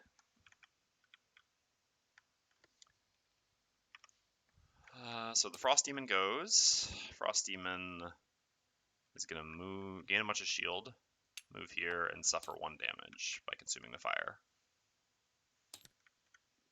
And it has 2 shield now. Sure. All right, Voidwarden's up. So we're going to use the top of Resign Frenzy, force all enemies within range 3 to perform attack 2, targeting enemies of your choice adjacent to them. This does absolutely nothing, but we gain 2 experience. Technically, we force him to attack an enemy adjacent to him. He has no enemies adjacent to him, so he does nothing. And then we do a move 4 jump, creating fire and ice, cursing, curses. 1, 2, 3, 4. I don't care about cursing. Lost. Okay. So Hatchet's up. I guess. No, I actually care about the money more than experience on Hatchet. Like I said, I don't really care about levels on Hatchet so much. So let's start by attacking him with the top of. Doesn't really matter. Center mass. Plus use the favorite. So this is going to be therefore an attack for. We no longer have this, but we're disadvantaged anyway. For 1 million. All right, he dies. We move here. We get the coin. Well, we definitely got that battle goal in the wrong character. Huh? All right, so that's the end of the scenario. Successfully completed. Time to go to +3, though. A little bit too much margin there. Admittedly, it's not an incredibly hard scenario, and the next scenario is going to be harder, and making the next one +3 is going to make it really hard, but that's fun. That's exciting. All right, so our reward here is the power of achievement. The power of enhancement. I don't know where that goes. It's a little bit of an annoyance. Oh, I guess maybe it'll just do it automatically. I think, so supposedly the scenario 1, scenario lost stuff works. Let's just get our characters out of here. Let's see if it works. So let's pay attention to 1 person. So here we've got 2 coins, 2 coins. I guess let's try to pay attention to all of them. So at this point, the coins are worth 3 each, right? Yeah. The coins are worth 3 each. And experience is, so it's level 3 monsters, right? But it's really here, so 8 experience. So we should get 6 gold, 6 gold, and 36 gold. and we should get 11, 6, and 2 experience, respectively. We really only gained 2 experience all scenario. That's crazy, but it is true. It's weird how everyone's so sure. I guess it changes as you get to higher level. This has also been my experience. Every time I played the Hatchet has been the lowest experience gaining person in my party. But everyone seems to think the Hatchet has crazy experience gain. Why is that? I'm actually kind of curious.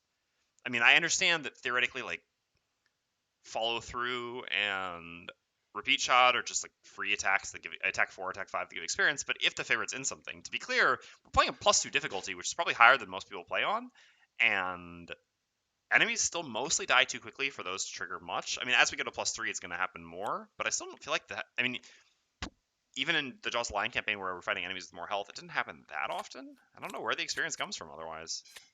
Like a win consumption sometimes. Anywho, all right. So what? Let's just like pay attention to this one. So because this is the most important. So we should gain 10 experience here and 36 gold.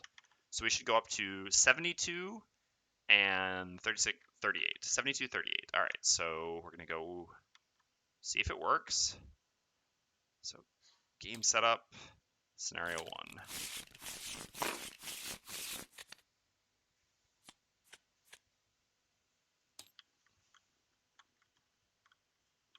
Okay, it worked. Beautiful, beautiful, beautiful.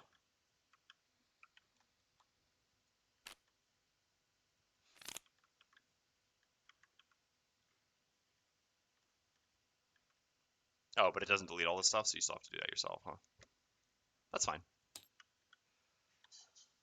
And did it give us the achievement? It did not. I was hoping that that's what it would do. All right, delete map. Yes. Monster setup, delete monsters. Yes. Interesting. Are you playing with the added perk for Redguard to ignore item effects? Yes, we are. We're playing with a slightly different variation of it, the one that General CGO recommended, which is sort of swapping these around. So this perk right now is actually ignore negative item effects and add 2+1s, and then these perks are remove 2-1s, remove 2-1s. This allows you to have the exact same perk deck with the exact same number of perks. I find this to be the more elegant solution than adding a 16th perk to the class.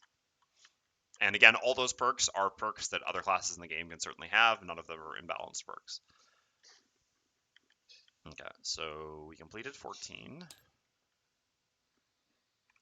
I wish I could tell where. I wish I remembered where it was supposed to be.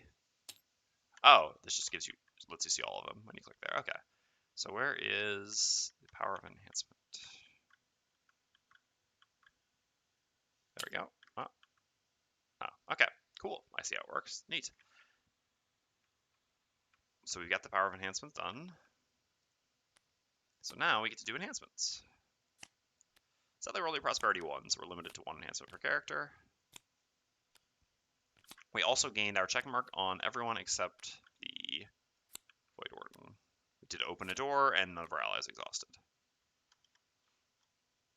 So again, the 2 most important. We got the check marks. Voidwarden's check marks do matter, but are less important. She does use her modifier deck less than either of the other characters do, obviously. Although I guess in Shield Spikes we also use it, not a ton, but still probably more than the Voidwarden. I guess once Voidwarden gets to a certain higher level, we'll use it more. I mean, level 4, and then also higher than that. Alright, so, where are we here? It did get rid of everything correctly, right? Yes, yes, and yes. I kind of saw them going, I was just making sure. Alright, well, let's take a look at enhancement and spending. So we have 38, 68, and 55 gold, respectively. Excuse me. I've never even considered what I would do for enhancement on this class, on these classes. Okay. So 38 gold for the Hatchet is certainly not going to give us any enhancements. I think that's a given. I don't think with my 1 prosperity limit on enhancements, I'm going to do a +1 move or +1 range enhancement.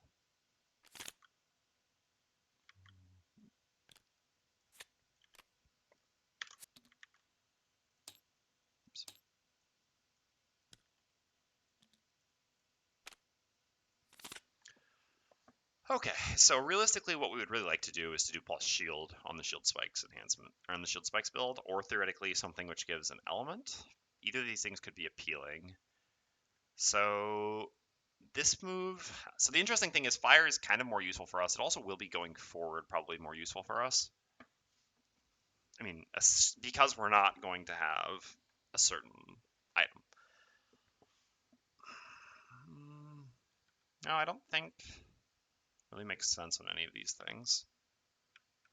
So like +1 shield there could be interesting. +1 shield here could also certainly be interesting, although this is a little bit more expensive, but these are both just more expensive than what we can do right now at 100 and 125 respectively.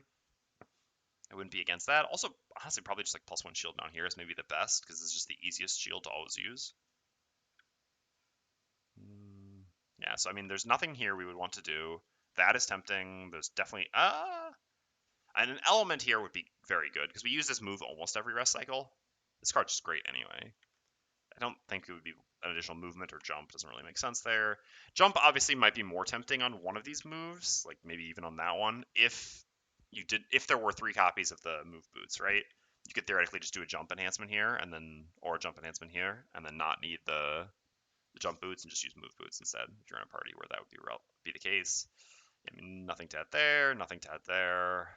Again, here, so the interesting thing is this probably scales better than this in terms of a shield, but this is also 25 gold less to enhance. Probably makes, with the prosperity limit for now, makes sense to enhance there, though, before here.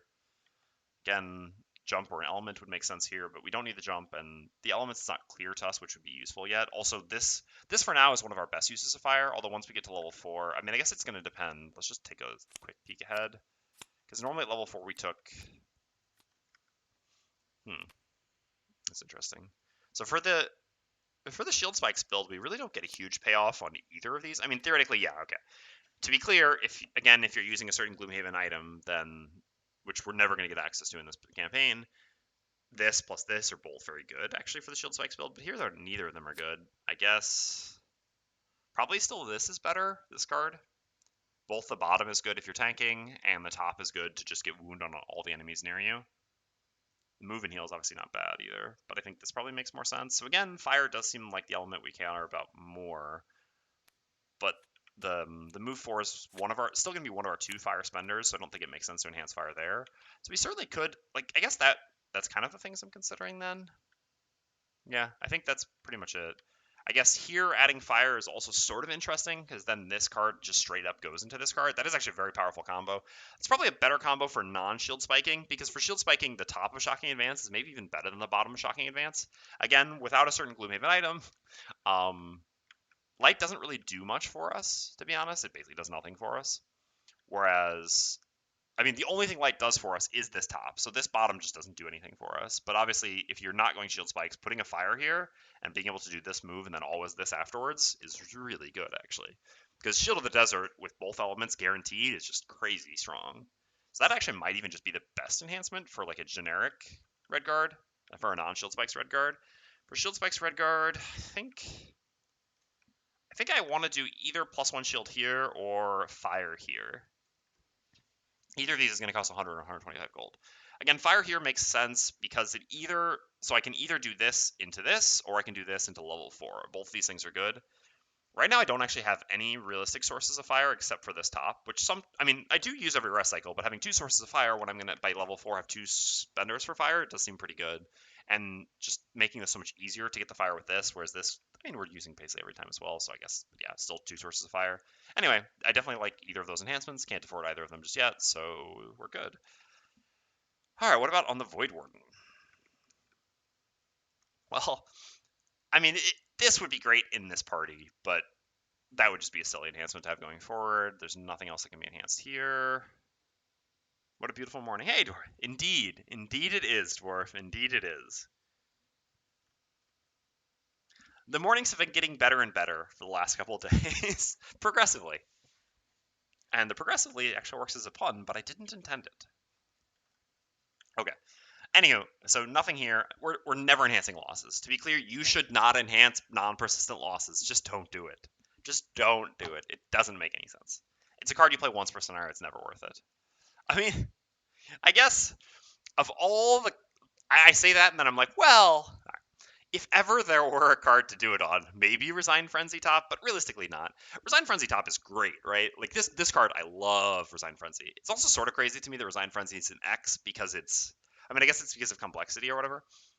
But Resigned Frenzy is just one of the best cards in this class because it's a move 4 26 initiative, which has a great loss on top. And to be clear, it's not a loss on top, which is good in every scenario, but when it's good, it's amazing. Accordingly, I still don't think you should ever put the enhancement there, but that would be a good, I mean, that would be a powerful enhancement, if not a good enhancement. This would be one of the best loss enhancements that could exist, but since you still only get it once per scenario and you won't even use it in most scenarios, or at least in 50% of the scenarios, I should say, it still doesn't make sense because you're just going to use this to move 4 and then at some point lose it to a rest. It's weird. So I could give the ally one more movement. That's a terrible enhancement. Again, this card's fine, but it doesn't even scale that well. Definitely don't want to enhance this. Melee attack, never. Range here, absolutely not. Range here, absolutely not. Again, this is like the Perverse Edge thing, except Perverse Edge goes from 2 to 3, which is a big difference. 3 is oftentimes already enough. I definitely don't think you really want to put an enhancement there, especially limited at 1 prosperity. Yeah, so Wicked Scratch seems like a pretty decent candidate, right? This is just one of our 2 most consistent attacks. Can I do it here? Yeah, I was going to say, I wondered if I could do it here. This was going to be the one for me. Actually, I can't do enhancements at all there. Can't do any enhancements there. Range or target here. I mean, range is interesting here, but it's still expensive because it's 60 gold rather than 30 gold. Yeah, so it's not great. Yeah, I mean, I guess it's just going to be Wicked Scratch, right? I guess let's take a look at the cards that we don't have yet. Man, Voidwarden enhancements are actually still a little bit lackluster. Not don't have yet, but aren't using. No. I mean, like, yeah, an element there, but no, and range there. Man, Voidwarden enhancements actually sort of suck. Voidwarden does not have good enhancement slots. Can we look at the level 3 cards? I mean, yeah, you can add like a bless there. It's so expensive. No, man. Yeah, we don't really have anything we want. Who do you blame for that? To be clear, I was not around anymore at that point.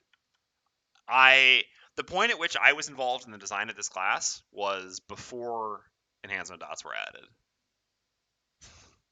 I'm serious. Ask Themris. They'll vouch for me. If anyone, you should blame Themris. Themris was around for the testing and balancing of this class. I was there for the initial design period and initial playtesting for it. To be clear, again, we made this class on the spot when it was realized that Necromancer wouldn't work for Jaws of the Lion. We made this class in a day and then had like 1 day to play with it after that and test it before we were done. We were like hands off at that point and it was passed off to playtesting. And then I was out of the country and stuff, so yeah, but yeah, for real though. I mean, it's interesting because Redguard's got a lot of interesting enhancement dots. Like, nothing broken, but a fair number that I'm actually interested in doing. And I assume Hatchet's just going to have, like, the standard. There's, like, an unlockable class in Gloomhaven that basically I think is going to be, like, Hatchet enhancement dots, right? Yeah, more or less. Interesting, I can't, yeah, I mean, so, like, there or there, one of these attacks, right? But, yeah, Voidwarden just sucks. I mean, whatever. This one is fine, to be clear. Like, obviously we use Wicked Scratch as much as we can, so sure. But after that, I don't even know what I would want to enhance.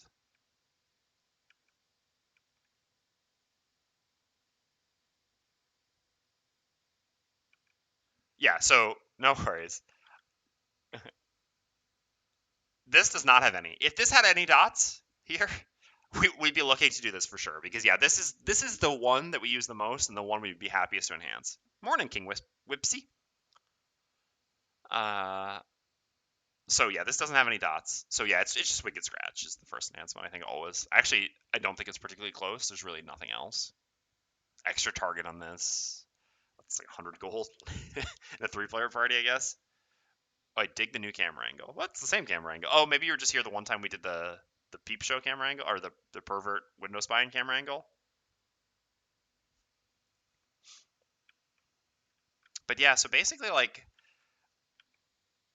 yeah, it was the whole room. Gotcha. Yeah, the only problem with this one is I kind of look sometimes, but well, don't have a lot of choice. I mean, I guess theoretically, what I'm probably going to do in this party is I'm going to enhance this first. And honestly, I'm probably going to put the +1 shield as my second enhancement here, which, to be clear, is not an enhancement I think I would ever recommend people do in general. But obviously, with the shield spikes build, this is still going to be a very good enhancement dot. But yeah.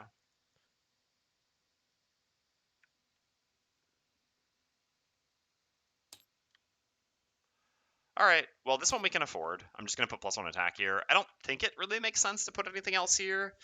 I don't know what exactly you would want to put. We already have poison on another attack. Curse on a large attack doesn't make a ton of sense. Wound similarly doesn't make a ton of sense. Also, the Red Guard is going to apply a bunch of wounds once we get to level 4, so wound obviously has diminishing returns with other source of wound. Yeah.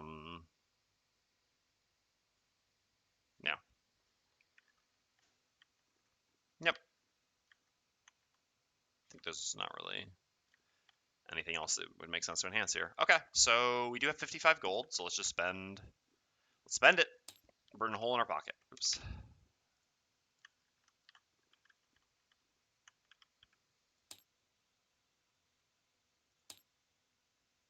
All right. I mean, this is a good enhancement. I guess I'm less. It's less of an issue to me that this enhancement. It's more of an issue to me of like I just don't know what you're gonna do afterwards.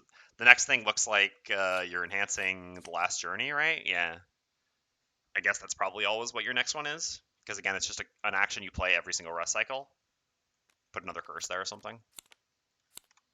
That's probably it. It's just an expensive enhancement. What that's going to be 75, so it's going to be 150 gold enhancement next. Oof. For a class that doesn't get to loot much.